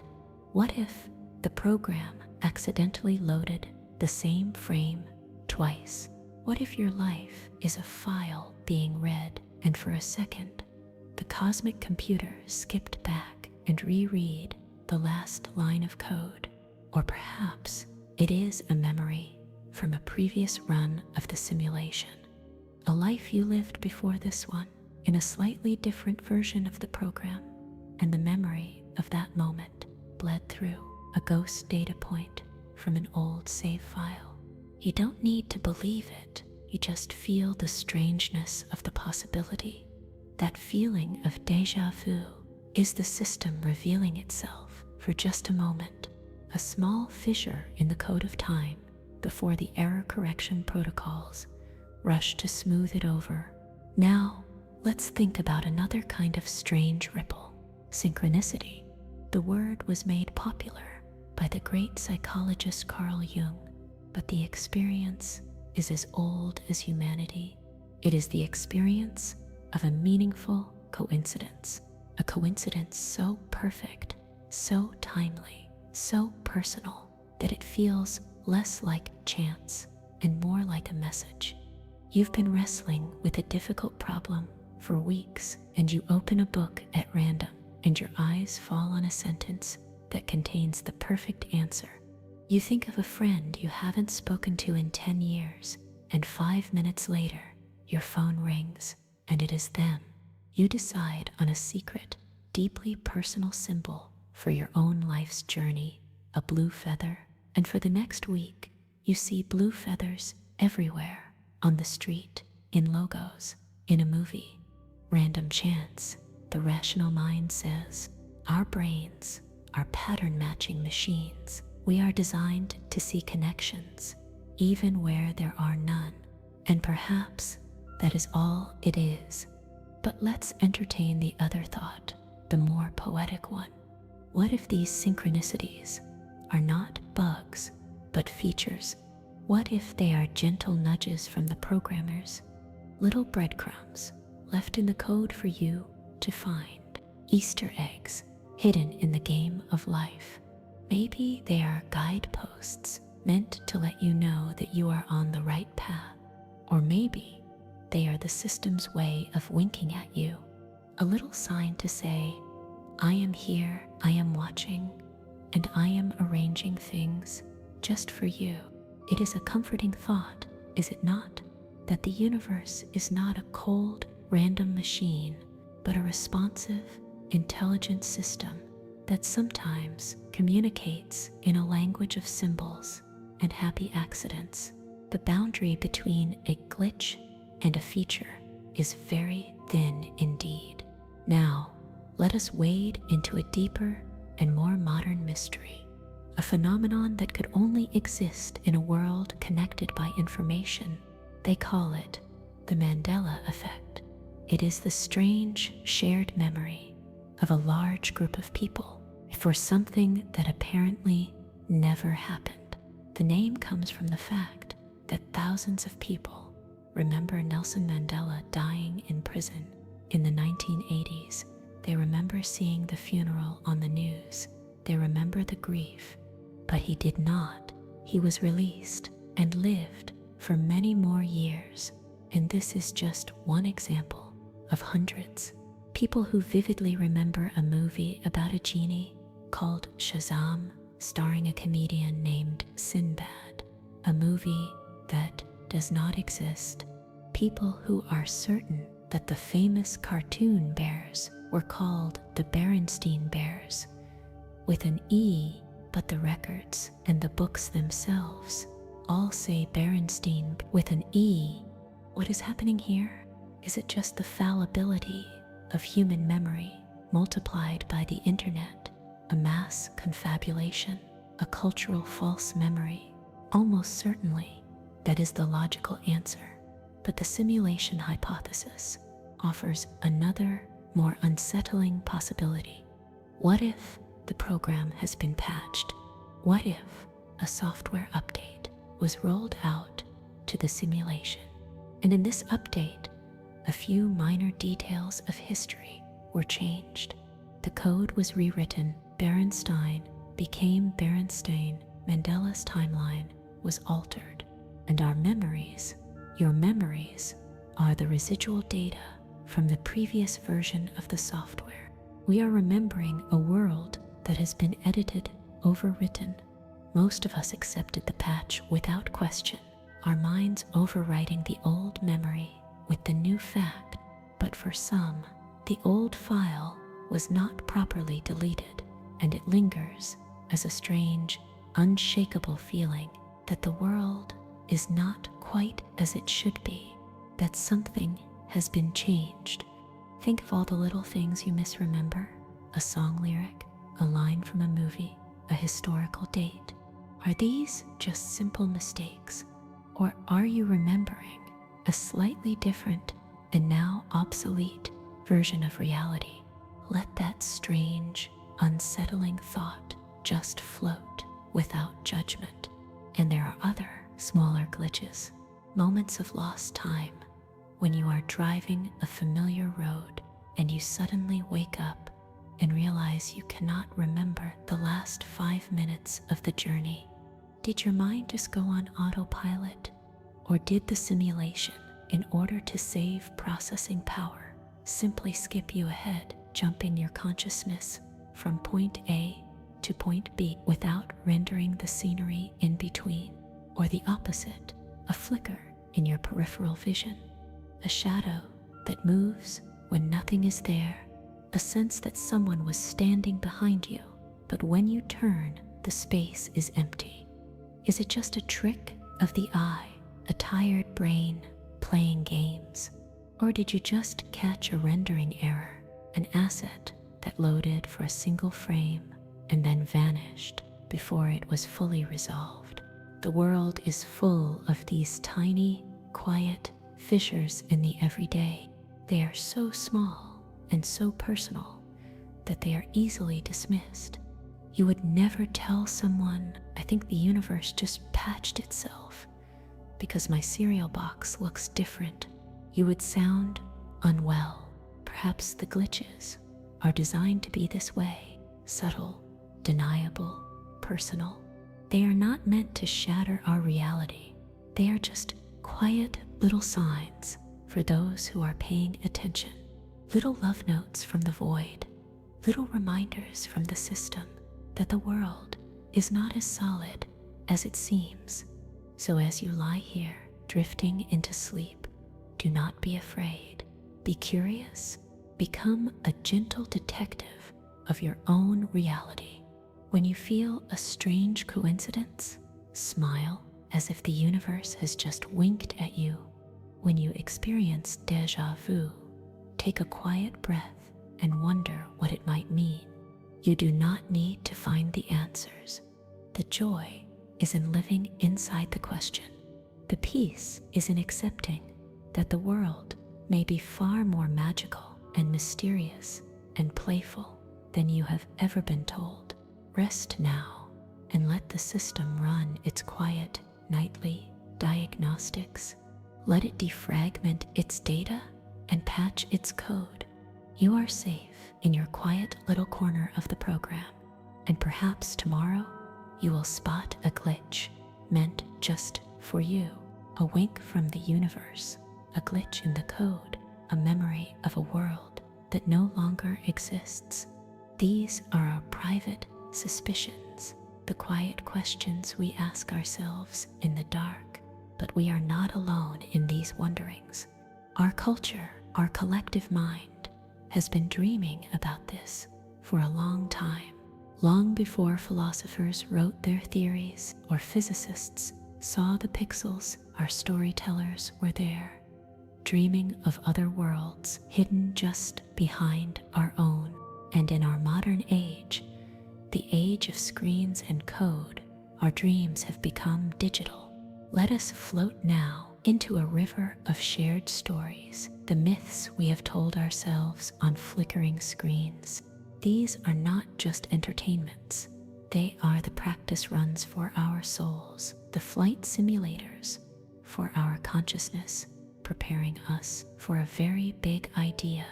There is one story, one cultural dream that stands above all others, a story that took this quiet, philosophical question and gave it a face, a sound, a name. You know the one. Let us go there now, to the world of green, falling code, to the world of black leather trench coats and impossible choices. Let us visit the Matrix. Remember the feeling of seeing it for the first time? The feeling that the world on the screen was not just a fantasy, but a possibility that hummed with a strange, terrifying truth. We meet a man named Neo, a programmer, a hacker, who feels like we all sometimes feel that something is wrong with the world. He is a prisoner in Plato's cave, but he does not know it yet. He only knows that the shadows are not quite right. And then a message comes to him through his computer screen, a whisper from outside the cave. The Matrix has you. A phrase that sent a shiver through our collective spine. The story presents him with a choice that has become our modern shorthand for the ultimate leap of faith. The blue pill or the red pill. Take the blue pill, the guide tells him, and the story ends. You wake up in your bed and believe whatever you want to believe. You can return to the shadows on the wall. You can continue to name them, to analyze them, to live within their comfortable, predictable logic. The system is vast and the system is safe. You can go back to sleep, or you can take the red pill and you stay in Wonderland. And I show you how deep the rabbit hole goes. Remember, all I'm offering is the truth, nothing more. What a terrifying offer, because the truth in this story is a wasteland. The truth is that the world he has always known, the taste of steak, the feeling of the sun on his skin, the entire sprawling city he lives in, is a lie. It is a computer program, a neural interactive simulation designed to keep humanity docile, while their bodies are used as a power source by a race of intelligent machines. The prisoner from the cave is shown the sun, and it is a black and scorched sky. He is shown the puppets, and they are terrifying metal sentinels. He is shown his own body, and it is a frail, atrophied thing floating in a pod of pink goo. This story did something profound to us. It gave us a vocabulary and a visual language for the simulation hypothesis. It made the abstract concrete. The idea of the world as code became those cascading green symbols. The idea of a deceiving demon became the cool, calculating face of an Agent Smith and sentient program whose purpose is to maintain the illusion, to eliminate anomalies like Neo. And the idea of a glitches became deja vu, a black cat walking past twice, a sign that something in the code has been changed. This story told us that our bodies may not be real, but our minds, our consciousness could be. It told us that the laws of physics, like gravity, were just rules in the program. And if you knew, truly knew, that you were in a program, you could learn to bend the rules or even break them. There is no spoon, a powerful, beautiful idea that reality is consensual, that it is malleable to a mind that has awakened. The Matrix is our modern cave allegory, a myth that prepared millions of people to ask the question, what if? But there are other dreams, other stories, let us float away from the world of green code and into a quieter, more melancholy story. A story called The 13th Floor. Here, there are no dark trench coats, no epic kung fu battles. There is only a mystery and a creeping sense of dread. A man helps to create a simulated world, a perfect recreation of 1930s Los Angeles, complete with people, simulated people who do not know they are just code. They have lives and hopes and fears. They fall in love. They feel pain.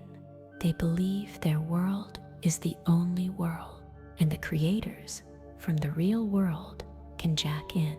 They can leave their bodies behind and download their consciousness into one of the simulated citizens to experience their creation as a tourist. But what happens when one of the simulated people starts to wake up? What happens when a character in the game starts to suspect that their world is not real, that they are a puppet? They leave messages, desperate pleas, to the creators, trying to understand the nature of their reality. And then the story adds another beautiful, dizzying twist. The creator of the 1930 simulation begins to suspect that his own world, the world he thought was real, is also a simulation. He finds that his own reality feels thin, incomplete. He drives out to the edge of his world and finds that the road just stops, replaced by a green wireframe, a rendering error, because no one was ever supposed to drive that far. He discovers that he is just a character in someone else's game, and perhaps the creators of his world are also in a simulation, nested realities like Russian dolls, one inside the other, stretching up and up and up.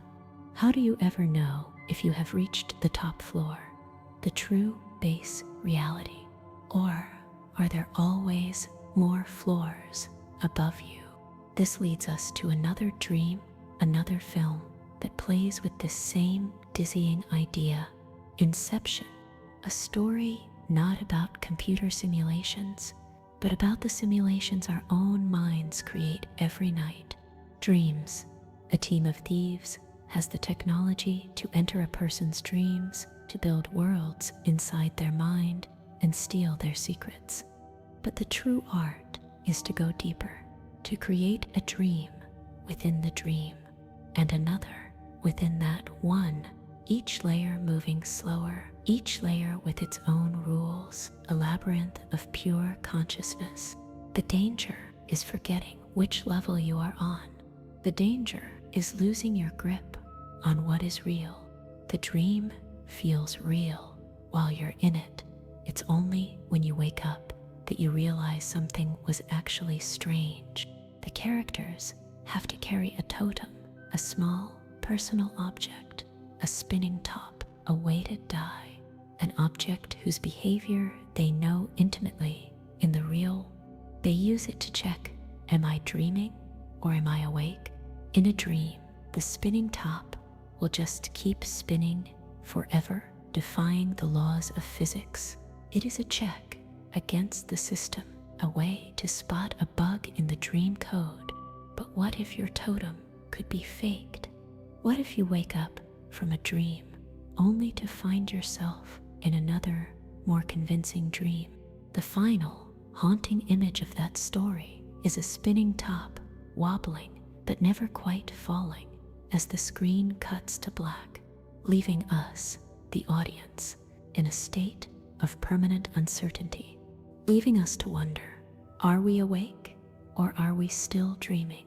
These stories, The Truman Show, where a man's life is a 24/7 television program, Westworld, where artificial beings in a theme park begin to question the nature of their reality, Black Mirror, an entire anthology of cautionary tales about technology and consciousness. They are all our culture's way of wrestling with this ghost. They are our totems, our thought experiments. They are the red pills offered to us in the safety of a dark theater or the glow of a television screen. They soothe us by showing us we are not alone in our anxieties, and they prepare us by making the unthinkable familiar. They are our new myths, our digital folklore, the new shadows on the wall of our shared global cave. So as you drift and as you dream, know that your own mind is a storyteller, and the stories it tells you in your sleep are just as real and just as unreal as the ones we tell each other when we are awake. Rest in these stories. Let them be your companions on this strange and beautiful journey. They are all just echoes of the same eternal question. The stories have been told, the glitches have been noticed, the pixels have been glimpsed. We have felt the simulation hypothesis as a myth, as a poem, as a ghost story. But now let us quiet the part of our mind that feels and awaken the part that simply reasons. Let us set aside the shivers of dread and the sparks of wonder and look at this question not as a mystery, but as a problem of pure, cold probability. There is a philosopher in our modern time named Nick Bostrom. He did not come to this idea through a dream or a vision or a glitch. He came to it through a simple, elegant, and profoundly unsettling piece of logic. It is not a proof. It is not a scientific theory. It is an argument, a trilemma. He presents us with three possibilities, three statements about the future and the nature of reality. And he argues that one of them must almost certainly be true. Let us walk through them together, slowly, calmly. There is no need to rush. There is only the gentle unfolding of a logical chain. Here is the first proposition. 1. Human-like civilizations almost always go extinct before they reach a stage of technological maturity where they could create simulations of their own past, so-called ancestor simulations. Let that thought rest for a moment. This is the great filter, the idea that somewhere between learning to make fire and learning to build simulated universes, civilizations face a challenge they cannot overcome: a war, a plague, a self-inflicted ecological collapse, an asteroid. The universe is vast and silent, perhaps because no one makes it through. If this is true, then simulations of us probably do not exist because the beings who would create them never came to be. This is a somber but perfectly logical possibility. It is a dark forest, and we are alone in it. Now, let us consider the second proposition. 2. Any civilization that does reach this stage of technological maturity, for some reason, loses all interest in running ancestor simulations.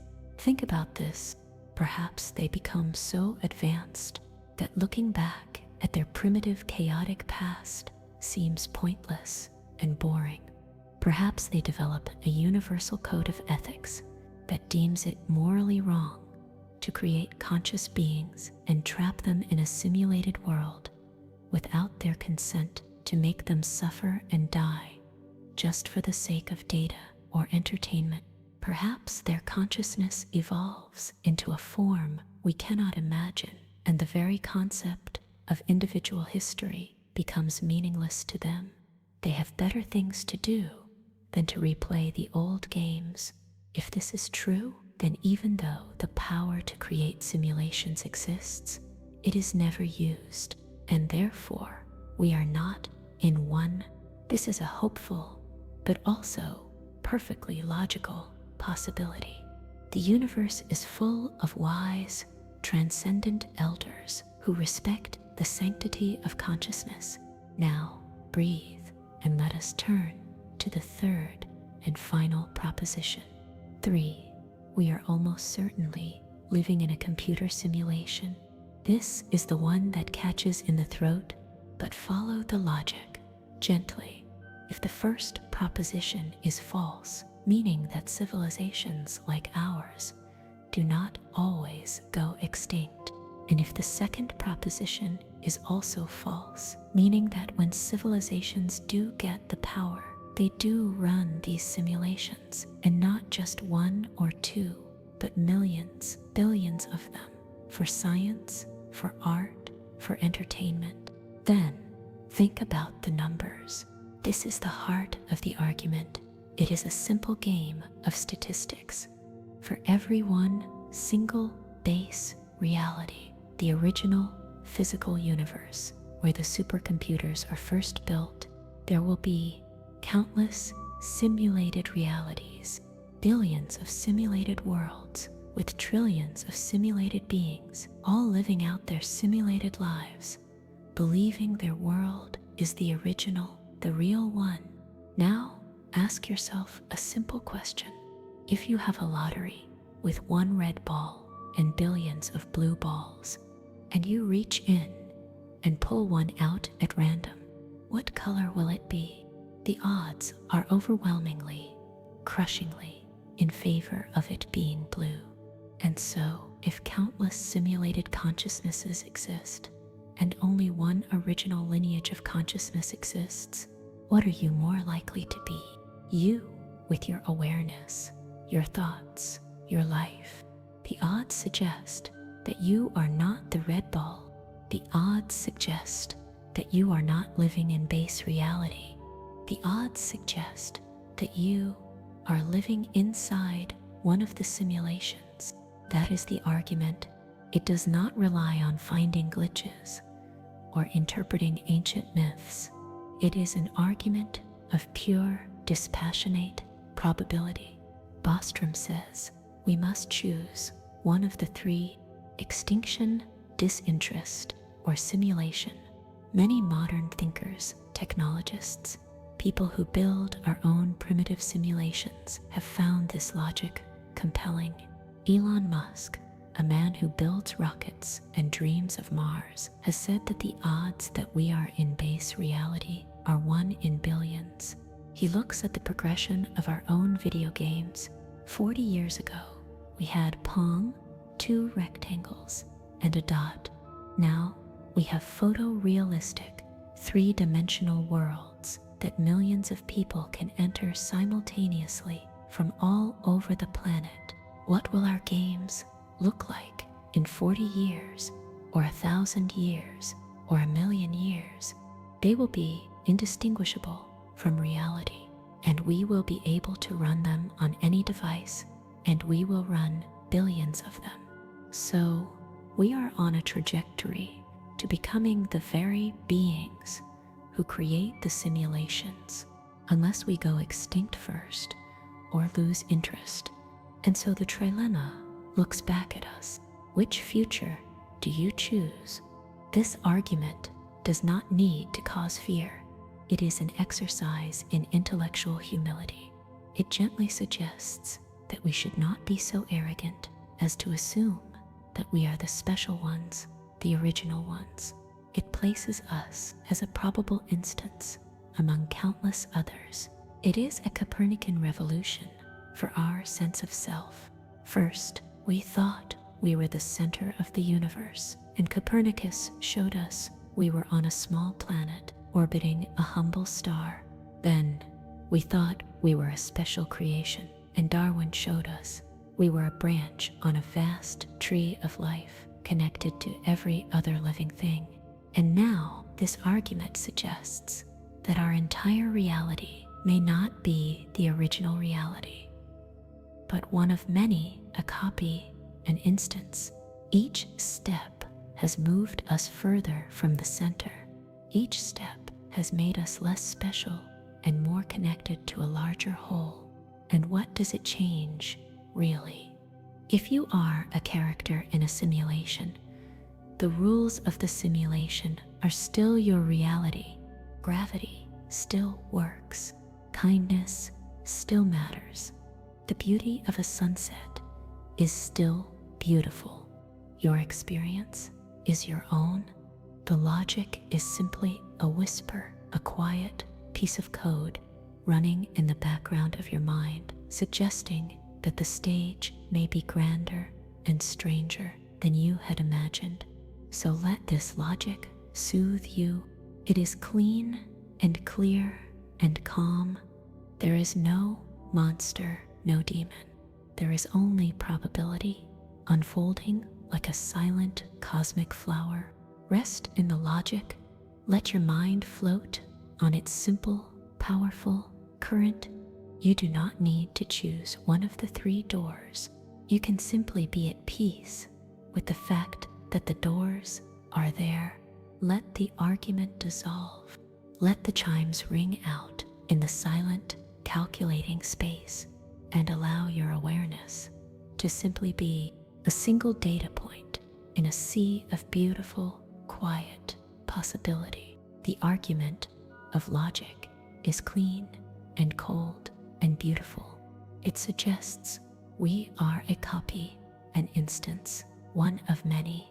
But let us leave the cool white rooms of probability and return to the dark laboratory of physics, because there is a ghost that haunts science itself, a mystery so profound, so strange, so resistant to explanation that many scientists simply choose not to talk about it.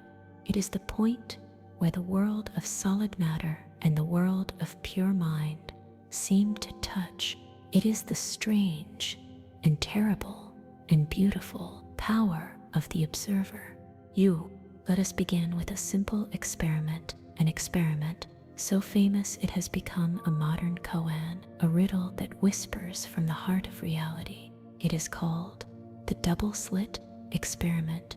Imagine a blank wall, and in front of it, a barrier with two thin vertical slits side by side. Now, imagine you have a gun that can fire tiny, tiny marbles, one at a time. Let us say you fire these marbles at the barrier. Some will hit the barrier and bounce off. Others will happen to go through one of the two slits, and on the blank wall behind, what pattern would you expect to see? You would expect to see two simple vertical lines, a pile of marbles behind the left slit and a pile of marbles behind the right slit.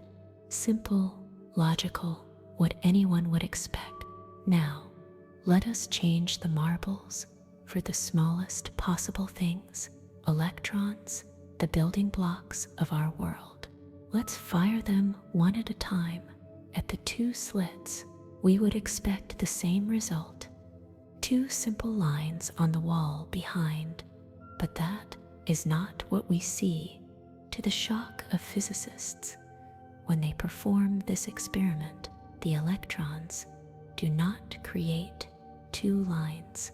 They create a pattern of many lines spread across the wall, an interference pattern. This is the pattern that waves make, not particles. Think of dropping two pebbles into a still pond. The ripples from each pebble spread out, and they interfere with each other, creating peaks where the waves add up and troughs where they cancel each other out. The pattern on the wall is the pattern of waves, but we are firing electrons, one at a time. How can a single electron act like two waves and interfere with itself? The only way this pattern can form is if the single electron somehow goes through both slits at the same time. As a wave of pure potential, it passes through both, interferes with itself, and then lands on the back wall as a single particle in a place determined by that wave pattern. Let that sink in, the sheer, impossible strangeness of it. The fundamental stuff of our reality, when no one is looking, does not exist in one place. It exists as a shimmering cloud of maybes, a wave of all possibilities at once. But this is not even the strangest part. The scientists, naturally, were baffled by this, so they decided to look, they decided to cheat.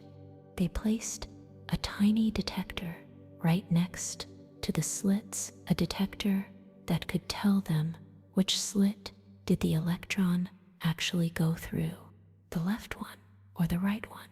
A simple question. They turn on the experiment again, firing one electron at a time, with the detector watching the slits, and the universe seems to notice. The moment they look, the moment they observe, everything changes. The interference pattern, the beautiful, spooky wave pattern on the back wall, vanishes completely, and in its place are two simple vertical lines, exactly what you would expect from tiny marbles. Let the profound and chilling implications of this settle over you. The electron, which acted like a wave when no one was watching, passing through both slits at once. The moment it is observed, it seems to make a choice. It behaves like a particle. It picks a single slit to go through, and the wave disappears. It is as if the universe has two sets of rules. One set of rules for when it is not being watched, a strange, dreamy, probabilistic world of waves and possibilities, and another set of rules for when it is being watched, a solid, definite, classical world of particles and single outcomes. The very act of observing reality fundamentally changes what reality is. Looking is not a passive act. Looking is an act of creation, or perhaps an act of reduction, an act that forces the universe to commit to one story. The universe, it seems, is shy. It holds all its beautiful ghostly possibilities in a gentle quantum haze until a consciousness looks at it, and then the universe blushes and quickly tidies itself up and pretends to be a simple, solid, predictable world just for you. Now, what does it mean to observe? Does a camera count as an observer? Does a rock count as an observer? The experiments have become more and more refined, trying to answer this very question. And the line seems to be, when information about the particle's path, which slit did it go through, is created in the universe, the wave collapses. Whether a human ever looks at that information does not seem to matter, but this only deepens the mystery and brings us back to the simulation. What if the universe is just efficient? What if it is a program designed to save on processing power? It doesn't bother to calculate the definite position of every particle all the time. That would be an immense waste of energy. So it leaves everything in a state of cheap, low-resolution potential, a wave of probability, until a user, a consciousness, requests that information by performing a measurement, an observation, and only then does the system run the calculation, collapse the wave, and render a definite outcome in a specific location, just in time for the observer. The world you see is being rendered for you on demand. The moon, when no one on Earth is looking at it, does its existence remain a hard, solid fact, or does it blur back into a shimmering, ghostly wave of probable moons, waiting for the next glance from a curious mind to solidify it again? The great physicist John Wheeler called this the participatory universe. He believed we are not just observers living in a pre-existing cosmos that would be here whether we existed or not. He believed we are participants, that the universe is a vast quantum system that is only brought into being by the participation of conscious observers. You, with every look, every touch, every conscious moment, you are taking the shimmering haze of quantum maybes and turning it into a concrete, classical, now. You are a co-creator of the cosmos, and this idea goes even deeper into the nature of time itself. In experiments called delayed choice, scientists have shown something that dissolves our common sense understanding of past, present, and future. They have shown that the choice to observe the particle's path can be made after the particle has already hit the back wall, and the choice you make now seems to change the pattern that the particle created in the past. If you choose now to look at the witch slit information, the past pattern on the wall will be the two-line particle pattern. If you choose now to erase that information, the past pattern will be the multi-line wave pattern. Let your mind float in this impossible thought. The choice you make in your present reaches back and changes the past. The observer is not just creating the now, the observer is creating the story that leads to the now. This makes perfect sense in a simulation. Time is not a real, flowing river. It is just a variable in the code. The program can retroactively change the backstory of a character or the history of a particle as long as the outcome is consistent with the final observation. So, when you look at a distant star, the light has supposedly been traveling for millions of years to reach you. But what if the photon, that particle of light, did not have a history until it met your eye? What if, in the moment of observation, the universe instantly created a consistent backstory for that photon, a story of a million-year journey just for you? You are not just a speck of dust in a vast, ancient cosmos. The cosmos is arising in concert with your own consciousness. Your awareness is the most mysterious and powerful thing in the universe. It is the loom upon which the fabric of reality is woven. Rest with this thought. Let it fill you with a sense of profound, quiet, your simple, gentle awareness as you lie here listening to my voice is an act of cosmic significance. You are holding the world in place with the gentle power of your attention. You are the ghost in the machine, and the machine waits for your command before it decides what is real. You are not separate from the world. You are in a dance with it, a dance of observation and creation, a dance of unimaginable beauty. The observer creates the world. The universe waits for a glance from a conscious mind before it chooses what to be. This is the strange and beautiful conclusion of our most modern science, the conclusion that makes the world feel magical, participatory, and alive. But this idea that the world is a story woven by mind is not a new idea. It is not the child of a quantum physicist's laboratory. It is one of the oldest intuitions of the human heart. Our ancestors, who had no equations, no particle accelerators, no supercomputers, they knew this in their bones. They felt it in the rhythm of the seasons. They saw it in the patterns of the stars. They heard it in the whispers of the wind. They gave this feeling many names and clothed it in many stories. Let us listen to their stories now, not as fables, but as maps of consciousness left for us by those who journeyed before. Let us drift back to the warm, spice-scented air of ancient India. We have heard of the veil of Maya, the illusion that the one appears as the many, but let us feel the story behind it. The sages taught that this entire cosmos, in all its magnificent, sprawling, and heartbreaking detail, is a dream. It is the dream of a sleeping god. The great Vishnu sleeps on the cosmic ocean, floating on the coils of a serpent with 1,000 heads, and as he sleeps, he dreams, and his dream is you and me and the stars and the dust.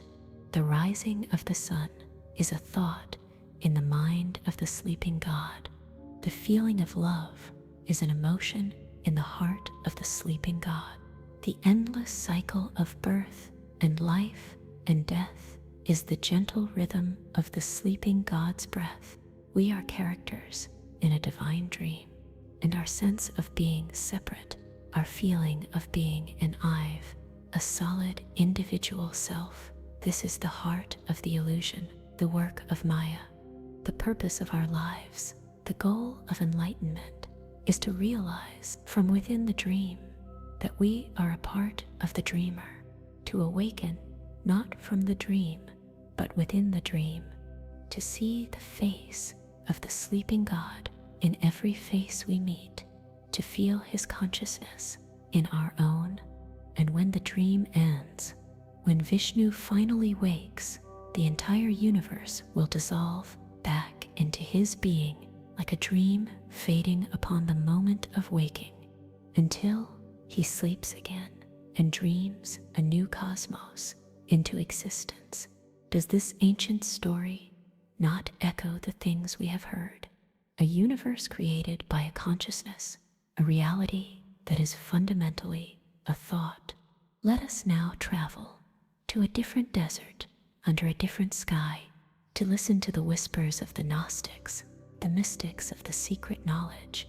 We heard their theory of a flawed creator, but let us feel the tragedy and the hope of their story.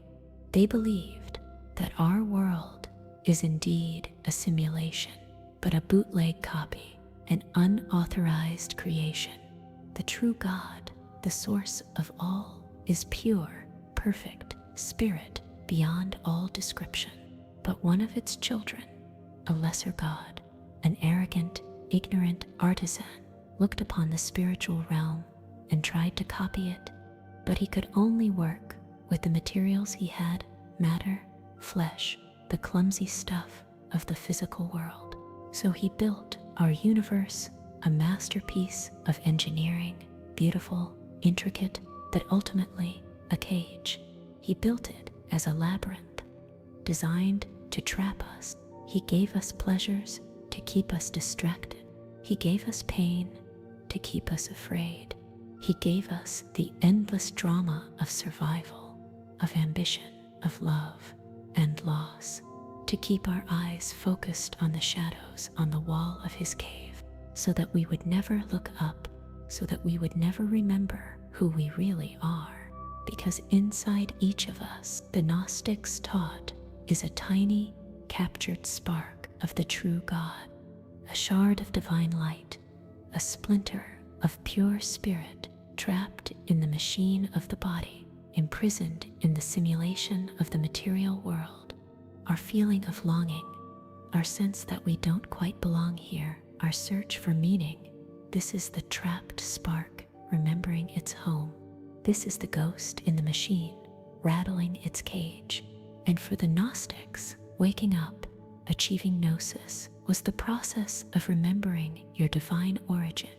It was the act of finding the secret map that shows the way out of the labyrinth, so that upon death, your spark would not be recycled back into the demiurge's system, born again into another body, another life of distraction, but could instead escape the program and ascend through the cosmic spheres back to its true home in the realm of pure, endless light. This is a darker echo, a more paranoid vision, but is it not also a story about realizing you are in a system and finding a way to get out? A story about a red pill offered not by a man in a trench coat, but by a secret, mystical teacher. Now let us leave these deserts and float to an even older landscape, to the red earth and the vast skies of Australia. Here, the ancient ones did not speak of a god's dream or a cosmic prison. They spoke of the dream time, and the dream time is not a time in the past. It is not once upon a time. It is the every when. It is a deeper, more real layer of reality that exists right now, just beneath or alongside the world we see. Our ordinary, waking world is just the shadow, the faint echo of the events and energies of the eternal dream time. In the beginning, the great ancestral spirits walked the sleeping, featureless earth, and as they walked, they sang, and their singing brought the world into being. They sang the rivers, they sang the mountains, they sang the kangaroos, and the gum trees, and the people. The world is a song made manifest. The paths they walked, leaving a trail of song, a trail of creation, are the song lines, invisible pathways of power and meaning that crisscross the entire continent. And for these ancient people, the purpose of ritual, of art, of life itself was to tap into the dream time, to re-sing the songs of creation, to walk the song lines, and in so doing, to help keep the world in existence, to maintain the shadow by honoring the true thing that casts it.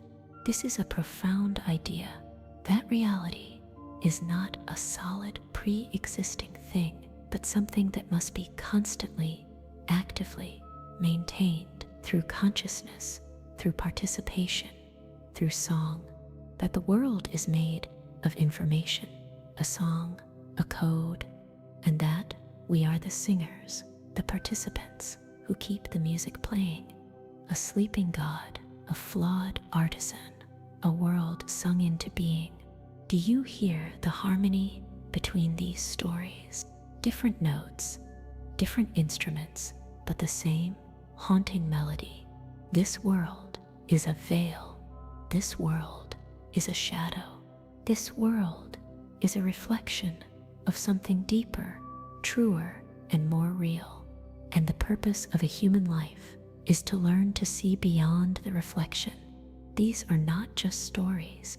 They are powerful, ancient technologies of the soul. They are the ways our ancestors grappled with the same mystery that haunts us today, the mystery of consciousness, the mystery of reality. They are the echoes of a fundamental human intuition that we are more than just flesh and blood, living in a world of random, meaningless matter. They are the whispers that tell us we are part of a grander story, a deeper magic, a cosmic dream.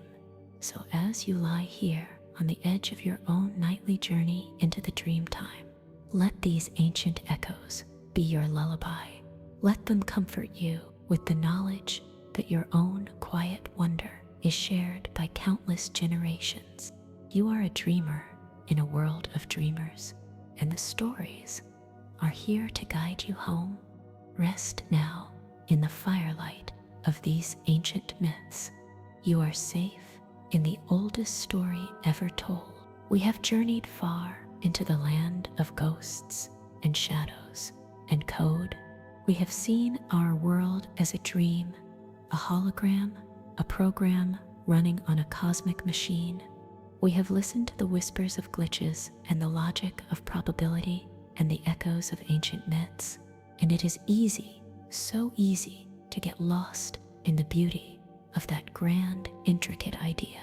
But now, let us pause. Let us take a deep, slow breath and invite another voice into this quiet space, a voice of gentle dissent, a voice that whispers, what if it's all much simpler and much more beautiful than that? This is not a voice of angry debate. It is a voice of wonder for the world as it presents itself in its own profound and stubborn reality.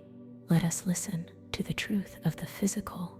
The first whisper of dissent is a whisper of sheer, overwhelming scale. We have said that a simulation might be more efficient, rendering the world on a need-to-know basis, saving on processing power. But have we truly considered the complexity of what would need to be simulated? Think of your own body right now, trillions of cells, each one a bustling, microscopic city, with its own power plants, its own communication networks, its own libraries of genetic code, and every single one of those cells is interacting with every other cell in a symphony of biochemical processes so complex we have only just begun to map its edges, and your body is just one among billions on a planet that is teeming with life in every corner, from the crushing pressures of the deep sea trenches to the thin, cold air of the highest mountains. Every insect, every bacterium, every blade of grass, a universe of complexity in itself. And this planet is a single speck of dust in a galaxy of 100 billion stars, which is itself one of hundreds of billions of galaxies. To simulate all of this down to the quantum fizz of every last particle would require a computer, a machine of such staggering power that the machine itself would have to be a universe. Is it truly more likely that such a machine exists to simulate our world, or that our world, in all its magnificent, untamed, and breathtaking complexity, simply is? Perhaps the simplest explanation is that reality is its own computer, its own engine, and it needs no programmer, no external machine to run on. The universe is the base reality because its very existence is the computation. The descent does not say a simulation is impossible. It simply asks us to stand in awe of the sheer, beautiful, gratuitous detail of the world we have, and wonder if any simulation could ever be so profound. Now, let us listen to another whisper, this one from the physicists themselves. Some of them believe that the very laws of our universe have a special quality, a unique signature that makes them impossible to fake on a classical computer. The spooky interconnectedness of quantum entanglement, where two particles can be linked across galaxies, responding to each other instantly, faster than the speed of light. The true, deep randomness of quantum events, which seems to be a feature of reality itself, not just a lack of our knowledge. Some scientists argue that to properly simulate these quantum effects for even a small number of particles would require more computing power than there are atoms in the known universe. They suggest that our universe is not running on a classical computer with bits of 0 and 1. It might be a quantum computer, but if the computer simulating us is a quantum computer running the same laws of physics as our own universe, then what is the difference between the simulation and the real thing? The copy becomes indistinguishable from the original. The map becomes the territory. The descent whispers that the realness of our physics, the deep, weird, and unfakeable quantum heart of it, is the strongest sign that our universe is not an imitation of something else. It is an original, and this brings us to the deepest whisper of all, the one we keep returning to, the hard problem of consciousness. You, the feeling of being you, the redness of red, the sweetness of honey, the ache of sadness, the warmth of love, your subjective, private, inner world. If we are in a simulation, where does this feeling come from? Did the programmers write the code for joy? Did they design an algorithm for despair? How do you program a machine to feel awe? If they could do that, then it means they solved the hard problem of consciousness. But if they exist, then they too must have consciousness. Where did they get it from? The simulation hypothesis does not solve the mystery of consciousness. It just pushes it back a level. It passes the problem to the unknown simulators in their unknown reality. Perhaps there is a simpler path. Perhaps consciousness is not something that can arise from any computer. Perhaps it is an emergent property of a very specific kind of biological hardware. Perhaps it can only bloom from the wet, messy, chaotic, and beautiful complexity of a carbon-based, living brain, our brain. Perhaps the ghost can only arise from our specific kind of machine. This is the argument from our own undeniable physical truth. Let your awareness settle in your own body right now. Feel the undeniable sensation of the air entering your nostrils, cool, and then leaving warm. Feel the gentle, rhythmic pressure of your own heartbeat, a faithful, physical drum inside your chest. Remember the feeling of cool water on a hot day. Remember the sharp, shocking, and undeniable reality of pain. Remember the feeling of a hug, the solid, warm pressure of another body, another consciousness expressing affection. These things are not abstract ideas. They are not lines of code. They are visceral, they are embodied, they feel profoundly and stubbornly real. Perhaps this feeling of realness is not an illusion to be overcome. Perhaps it is the answer. Perhaps the universe is whispering to you through your own body, through your own senses. Trust this. This is real. This matters. So let these whispers of dissent not create conflict in your mind, but harmony. Let them be the bass notes that ground the high ethereal melody of the simulation theory. It is okay to hold both ideas at once, to marvel at the possibility that the world is a simulation, and at the same time to fall deeply in love with the intricate, messy, painful, beautiful, physical truth of the world you are in. Because in the end, what is the difference if this is a simulation of perfect fidelity or a physical reality of infinite complexity? Your path within it is the same. To be present, to be kind, to notice the beauty, to feel the sorrow, to connect with others. Whether you are a soul in a body or a consciousness in a program, your experience is what is real. So rest now in the solid, comforting arms of the physical world. Trust the feeling of your own breath. Trust the weight of your own body.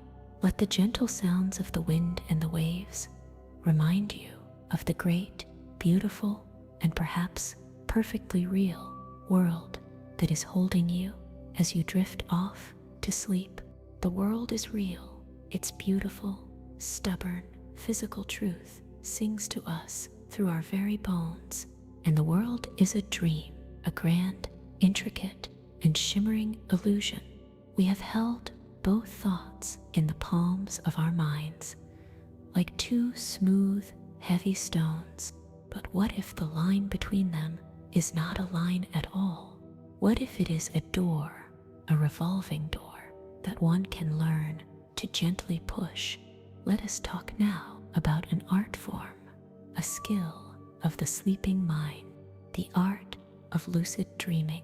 Perhaps you have experienced it yourself, a fleeting, magical moment in the theater of your own mind. You are in a dream. The story is unfolding as it always does, strange, nonsensical, but completely convincing. You are flying over a city made of glass, or having tea with a talking animal, or you are back in a classroom from your childhood. And then something happens. A spark of awareness ignites in the dreamer's mind. A quiet thought arises. Wait a moment. This is a dream. In that instant, everything changes. The world is still the same. The city of glass still glitters below you. The talking animal still waits for you to reply. But you are different. You have woken up inside the dream. You are no longer a passive character being pulled along by the strange currents of the narrative. You are the dreamer who is aware that they are dreaming, and with that awareness comes a new kind of freedom, a playful, exhilarating power. You realize that because this is a dream, the rules are merely suggestions. The law of gravity is a friendly recommendation that you can now politely decline. So you choose to fly higher, to swoop and to soar with perfect control, because you know the air will hold you, because the air is made of your own mind. You can change the scenery with a thought. You can conjure an object into your hand. You can ask the characters in your dream questions. You can ask the talking animal, "Who are you? What do you represent?" You can ask the dream itself, "Show me something beautiful. Show me something I need to know." The dream becomes your playground, your laboratory, your personal oracle. This is the art of becoming lucid, and it is a skill that can be cultivated. Dreamers learn to practice reality checks during their waking life. They will look at their hands several times a day and ask seriously, "Am I dreaming?" They will try to push their finger through their other palm. In the waking world, the hand is solid, and the answer is no. But in the dream world, the finger might just pass right through, like a ghost, and that is how they awaken. They carry a question from the waking world into the sleeping one. Now, let us take this beautiful, strange idea of waking up inside a dream and hold it up as a mirror to our waking life. What if the simulation hypothesis is simply the ultimate lucid dream? What if we are all dreaming this shared dream we call reality? And the process of philosophical inquiry, of scientific discovery, is the process of trying to become lucid. The physicists who discovered the quantum pixels were checking the reality of the world and found it to be strange and dreamlike. The philosophers who questioned their senses were performing a reality check. The mystics who spoke of a veiled reality were telling us that they had, for a moment, become lucid and seen beyond the story to the storyteller. But there is another layer to this, another twist in the corridor, something that happens to experienced lucid dreamers. It is called a false awakening. Imagine you have become lucid in your dream. You have flown, you have explored, and you decide it is time to wake up. You close your dream eyes and you will yourself to awaken, and you do. You feel yourself wake up in your own bed, in your own familiar room. The dream is over. You sit up, you swing your legs over the side of the bed. You feel the familiar floorboards under your feet. Everything feels perfectly normal, completely real. And then you notice something is wrong. The light coming through the window is the wrong color. A book on your nightstand has a title you have never seen before. Or you look at your hands and you have 6 fingers, and the chilling, dizzying realization dawns on you. You did not wake up. You only dreamed that you woke up. You have simply transitioned from one dream into another, more convincing, more stable, more realistic dream. A nested dream, a dream within a dream. How would you feel in that moment? A sense of wonder, a touch of fear, a profound disorientation. If this reality is a dream, how do you wake up for real? And when you do, how will you know that you are not just in another, more subtle layer of the dream? This is the great labyrinth of the mind, the staircase that goes up and down, but always leads back to itself. This is the terror and the beauty of nested realities. Perhaps there are 1,000 dream levels, each one feeling more real than the last, and we are simply on one of them, believing it to be the final one, the base reality. but there is no way to know. There is no ultimate reality check that cannot itself be faked by a powerful enough dream. This leads to the most solitary and most playful of all philosophical ideas, solipsism. The idea that your own consciousness is the only thing that is real, and everything else, this world, the stars, the voice you are hearing now, are all just contents of your own private, singular dream. This is not a belief to be held seriously. It can be a lonely and frightening place, but as a thought experiment, as a gentle meditation, it can be liberating. What if this is all your dream? Then every person you meet is a projection of a part of you. The kind stranger is your own capacity for kindness. The difficult enemy is your own inner shadow. The entire world is a conversation that you are having with yourself. Then there is nothing to fear. There is only a story that you are telling yourself. And if you can become lucid, you can start to tell a more beautiful story. So, as you lie here, floating on the edge of sleep, let the boundaries blur. Let the line between the waking world and the dream world dissolve. Ask yourself, gently, without expectation, am I dreaming now? Feel the texture of your blankets. Listen to the sound of your own breath. Is it real, or is it a dream of exquisite detail? Does the narrator's voice come from outside of you or from inside your own mind? There is no answer, and no answer is needed. The question itself is the key. It is the practice of waking up. Whether you wake up to a base reality or simply to a different layer of the dream does not matter. The art is in the awakening itself. So let go now. Give yourself permission to fall into your own personal simulation, your own nested reality, your nightly dreams. They are a safe place to play.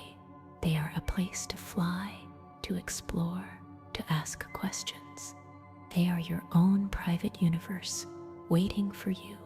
And perhaps tonight you will become lucid, and perhaps tomorrow you will bring a little of that dream magic back with you into the waking world until the two become one, a life lived like a beautiful, lucid dream. And so, the ground beneath our feet has turned to mist. The solid world has become a dream, a program, a hologram, a story. The stars may be pixels. Our bodies may be projections. Our history may be a line of editable code.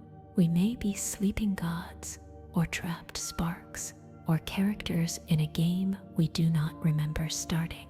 It is a dizzying place to be, this grand cosmic hall of mirrors, and it can feel cold. It can lead the heart to a quiet, chilling question, a question that can curdle all the others into a single drop of dread. If all of this is a construct, if it is not real in the way we thought it was, then what is the point? Does anything truly matter? If my struggles are just programmed obstacles in a game, if my joys are just engineered rewards, if the people I love are just highly advanced non-player characters or other players whose true faces I will never see, what is the meaning of any of it? This is perhaps the most important question of all, because it is not a question for the intellect or for the physicist. It is a question for the soul. So let us sit with it gently, without fear. Let us look this beautiful, terrifying question right in the eye. The first answer is a whisper from the heart of your own experience. Let us say that this is a simulation, an artwork of impossible complexity. What is the purpose of art? Is it not to be experienced? Is the painting on a wall meaningless because it is made of canvas and pigment and not of real flesh and blood. No, its meaning comes alive in the eye of the person who looks at it, in the feeling it evokes. What if our universe is a piece of art and you are its audience? Then the meaning of life is the experience of it. The redness of a perfect rose, the taste of rain on your tongue, the sound of laughter from someone you love. These experiences are not diminished by the nature of their container. The feeling is real. The joy is real. The heartbreak is real.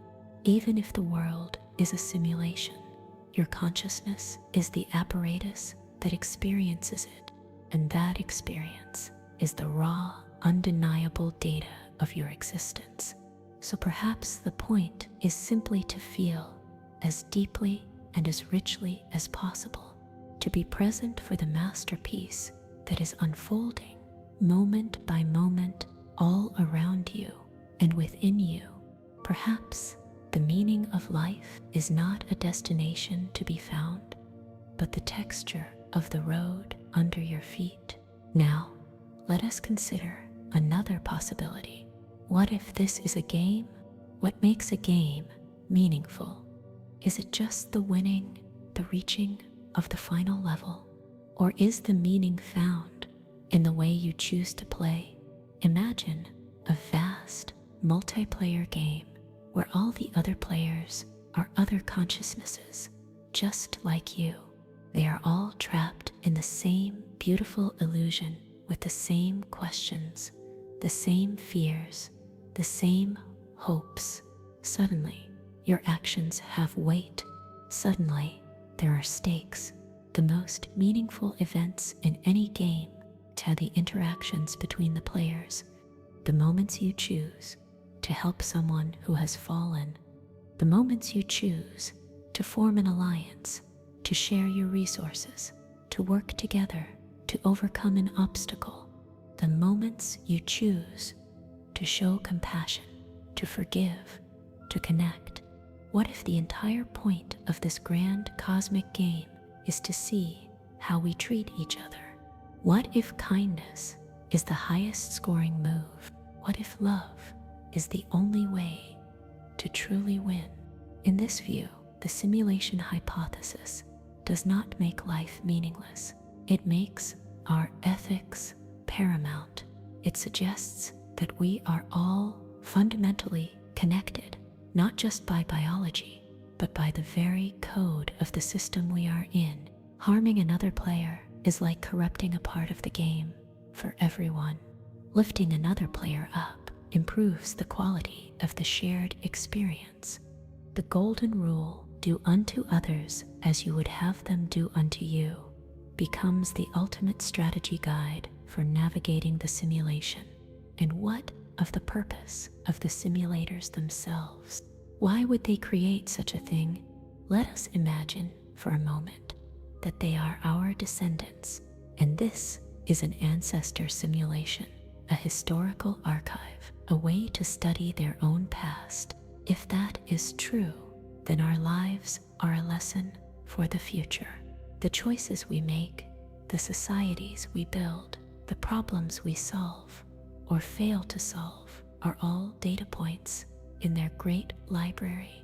We are teaching them what it means to be human in this stage of development. Our lives have a profound historical significance. We are the story that they are telling themselves about where they came from. That is a heavy and beautiful responsibility. Or what if this is not a history lesson, but a school, a place designed for the growth and evolution of consciousness? What if you, your higher self, your players, chose to enter this simulation because it is the perfect environment to learn certain lessons, lessons of courage, compassion, patience, and love? This world, with its limitations, its struggles, its heartbreaks, is like a cosmic gymnasium. The challenges are the weights designed to make our souls stronger. The suffering is not a meaningless bug, but a feature of the curriculum. It is the friction that polishes the stone. In this view, your life is not a random walk. It is a sacred journey, and the meaning is to learn the lessons you came here to learn, to grow your own consciousness, to graduate, to become more than you were when you began. But we do not need to know the grand reason. We do not need to know if it is a game or a school or a piece of art or just what is. The meaning can be found on a smaller scale. It can be found right here, right now. What do you love? Who do you love? What brings you a sense of wonder? What makes you feel connected to something larger than yourself? These are the clues. These are the signposts pointing towards your own personal meaning. Perhaps your purpose in this simulation is to create music that moves the soul, or to raise a child with kindness, or to build something that helps others, or simply to notice the beauty of the world and to be grateful for it. The grand design does not have to provide the meaning. You are the creator of your own purpose within the larger system. You are the ghost in the machine, and the ghost is free to choose what it cherishes. So do not despair at the thought of a simulated world. Let it be a liberation.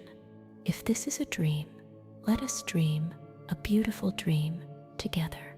If this is a game, let us play it with joy and with kindness. If this is a test, let us pass it with love. The meaning of your life is the love that you give and the love that you receive. That is real no matter what the world is made of.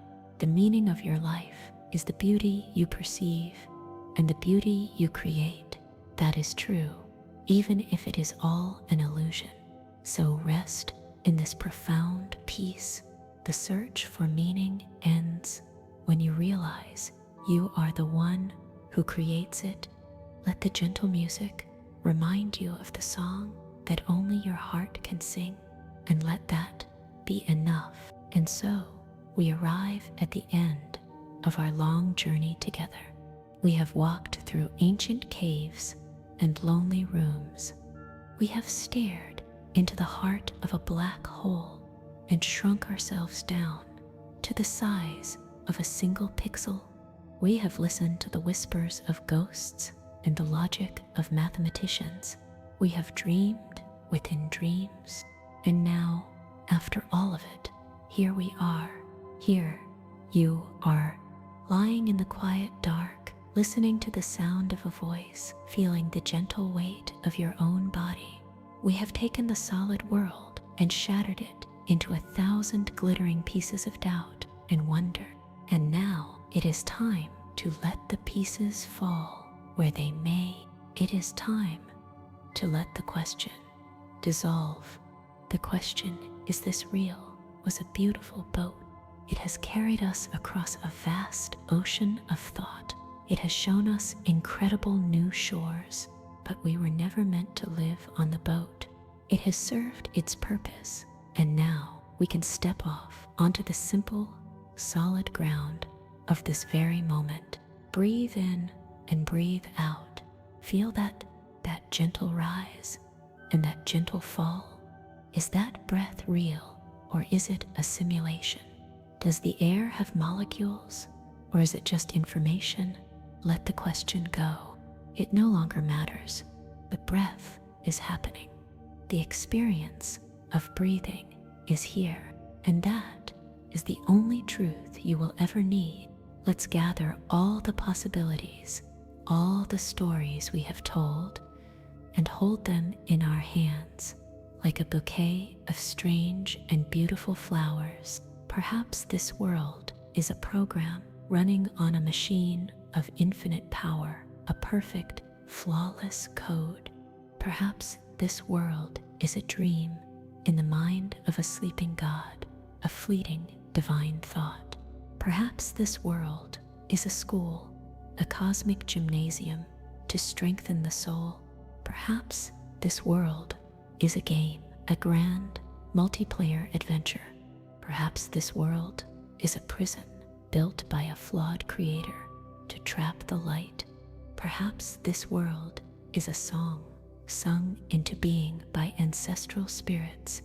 Perhaps this world is just this world, a dance of matter and energy, of stunning complexity that simply is. Hold all of these stories and see that they are all beautiful, and see that you do not have to choose, because in every single one of those stories there is one constant, one thread that runs through them all. You, in the program, you are the consciousness for whom it is run. In the dream, you are the dreamer. In the school, you are the student. In the game, you are the player. In the prison, you are the trapped spark of light, yearning for home. In the song, you are the singer. In the physical world, you are the observer who collapses the wave and turns possibility into reality. You are the constant. Your awareness is the one unshakable fact at the heart of every possible reality. So let us rest in that one simple truth. Let it be your anchor, your peace, your home, and from that quiet center, let these words wash over you as you drift into the final, gentle fade. Whether this world is code, or dream, or soul in disguise, you are still here, and that is enough. Whether your body is flesh and bone, or a holographic projection, the love you feel inside it is real. The kindness you give from it is real. The joy that makes it tremble is real. The experience is the truth. Whether your memories are records of a physical past or implanted data from a previous run, the lessons they taught you are yours to keep. The wisdom you gained is yours. The strength you found is yours. You are not your history. You are what you have become because of it. Whether the people in your life are other souls on a shared journey or advanced, sentient programs, the connection you feel with them is what matters. The comfort they bring, the lessons they teach, the love you share, that connection is the point. Do not worry about what is real and what is not. Worry only about what is loving and what is not. Let love be your compass. It will guide you through any reality, no matter how strange. Let your own heart be your ultimate totem. When it feels peace, when it feels connection, when it feels open, then you know you are touching the truth that lies beneath all the stories, all the theories, all the code, the simple truth that you are here to love and to be loved. So let the great machine run its course. Let the cosmic dream continue to unfold. Let the players play their games. You do not need to control it. You do not need to understand it. You do not need to escape it. You only need to be in it, to be present for your own one precious experience. Let go of the struggle. Let go of the need to know, and simply fade into knowing that you are safe, knowing that you are a part of something vast and mysterious and beautiful, knowing that your own awareness is a miracle, and knowing that whatever this reality is, you are a perfect and essential part of it. Rest now. You have traveled far. You have thought great thoughts, and now it is time for the thinker to sleep. It is time for the dreamer. It is time for the player to rest. The world will be here when you return, in all its mystery and all its glory, waiting for you to observe it once more into being. Good night. Peace be with you. Rest, rest, rest.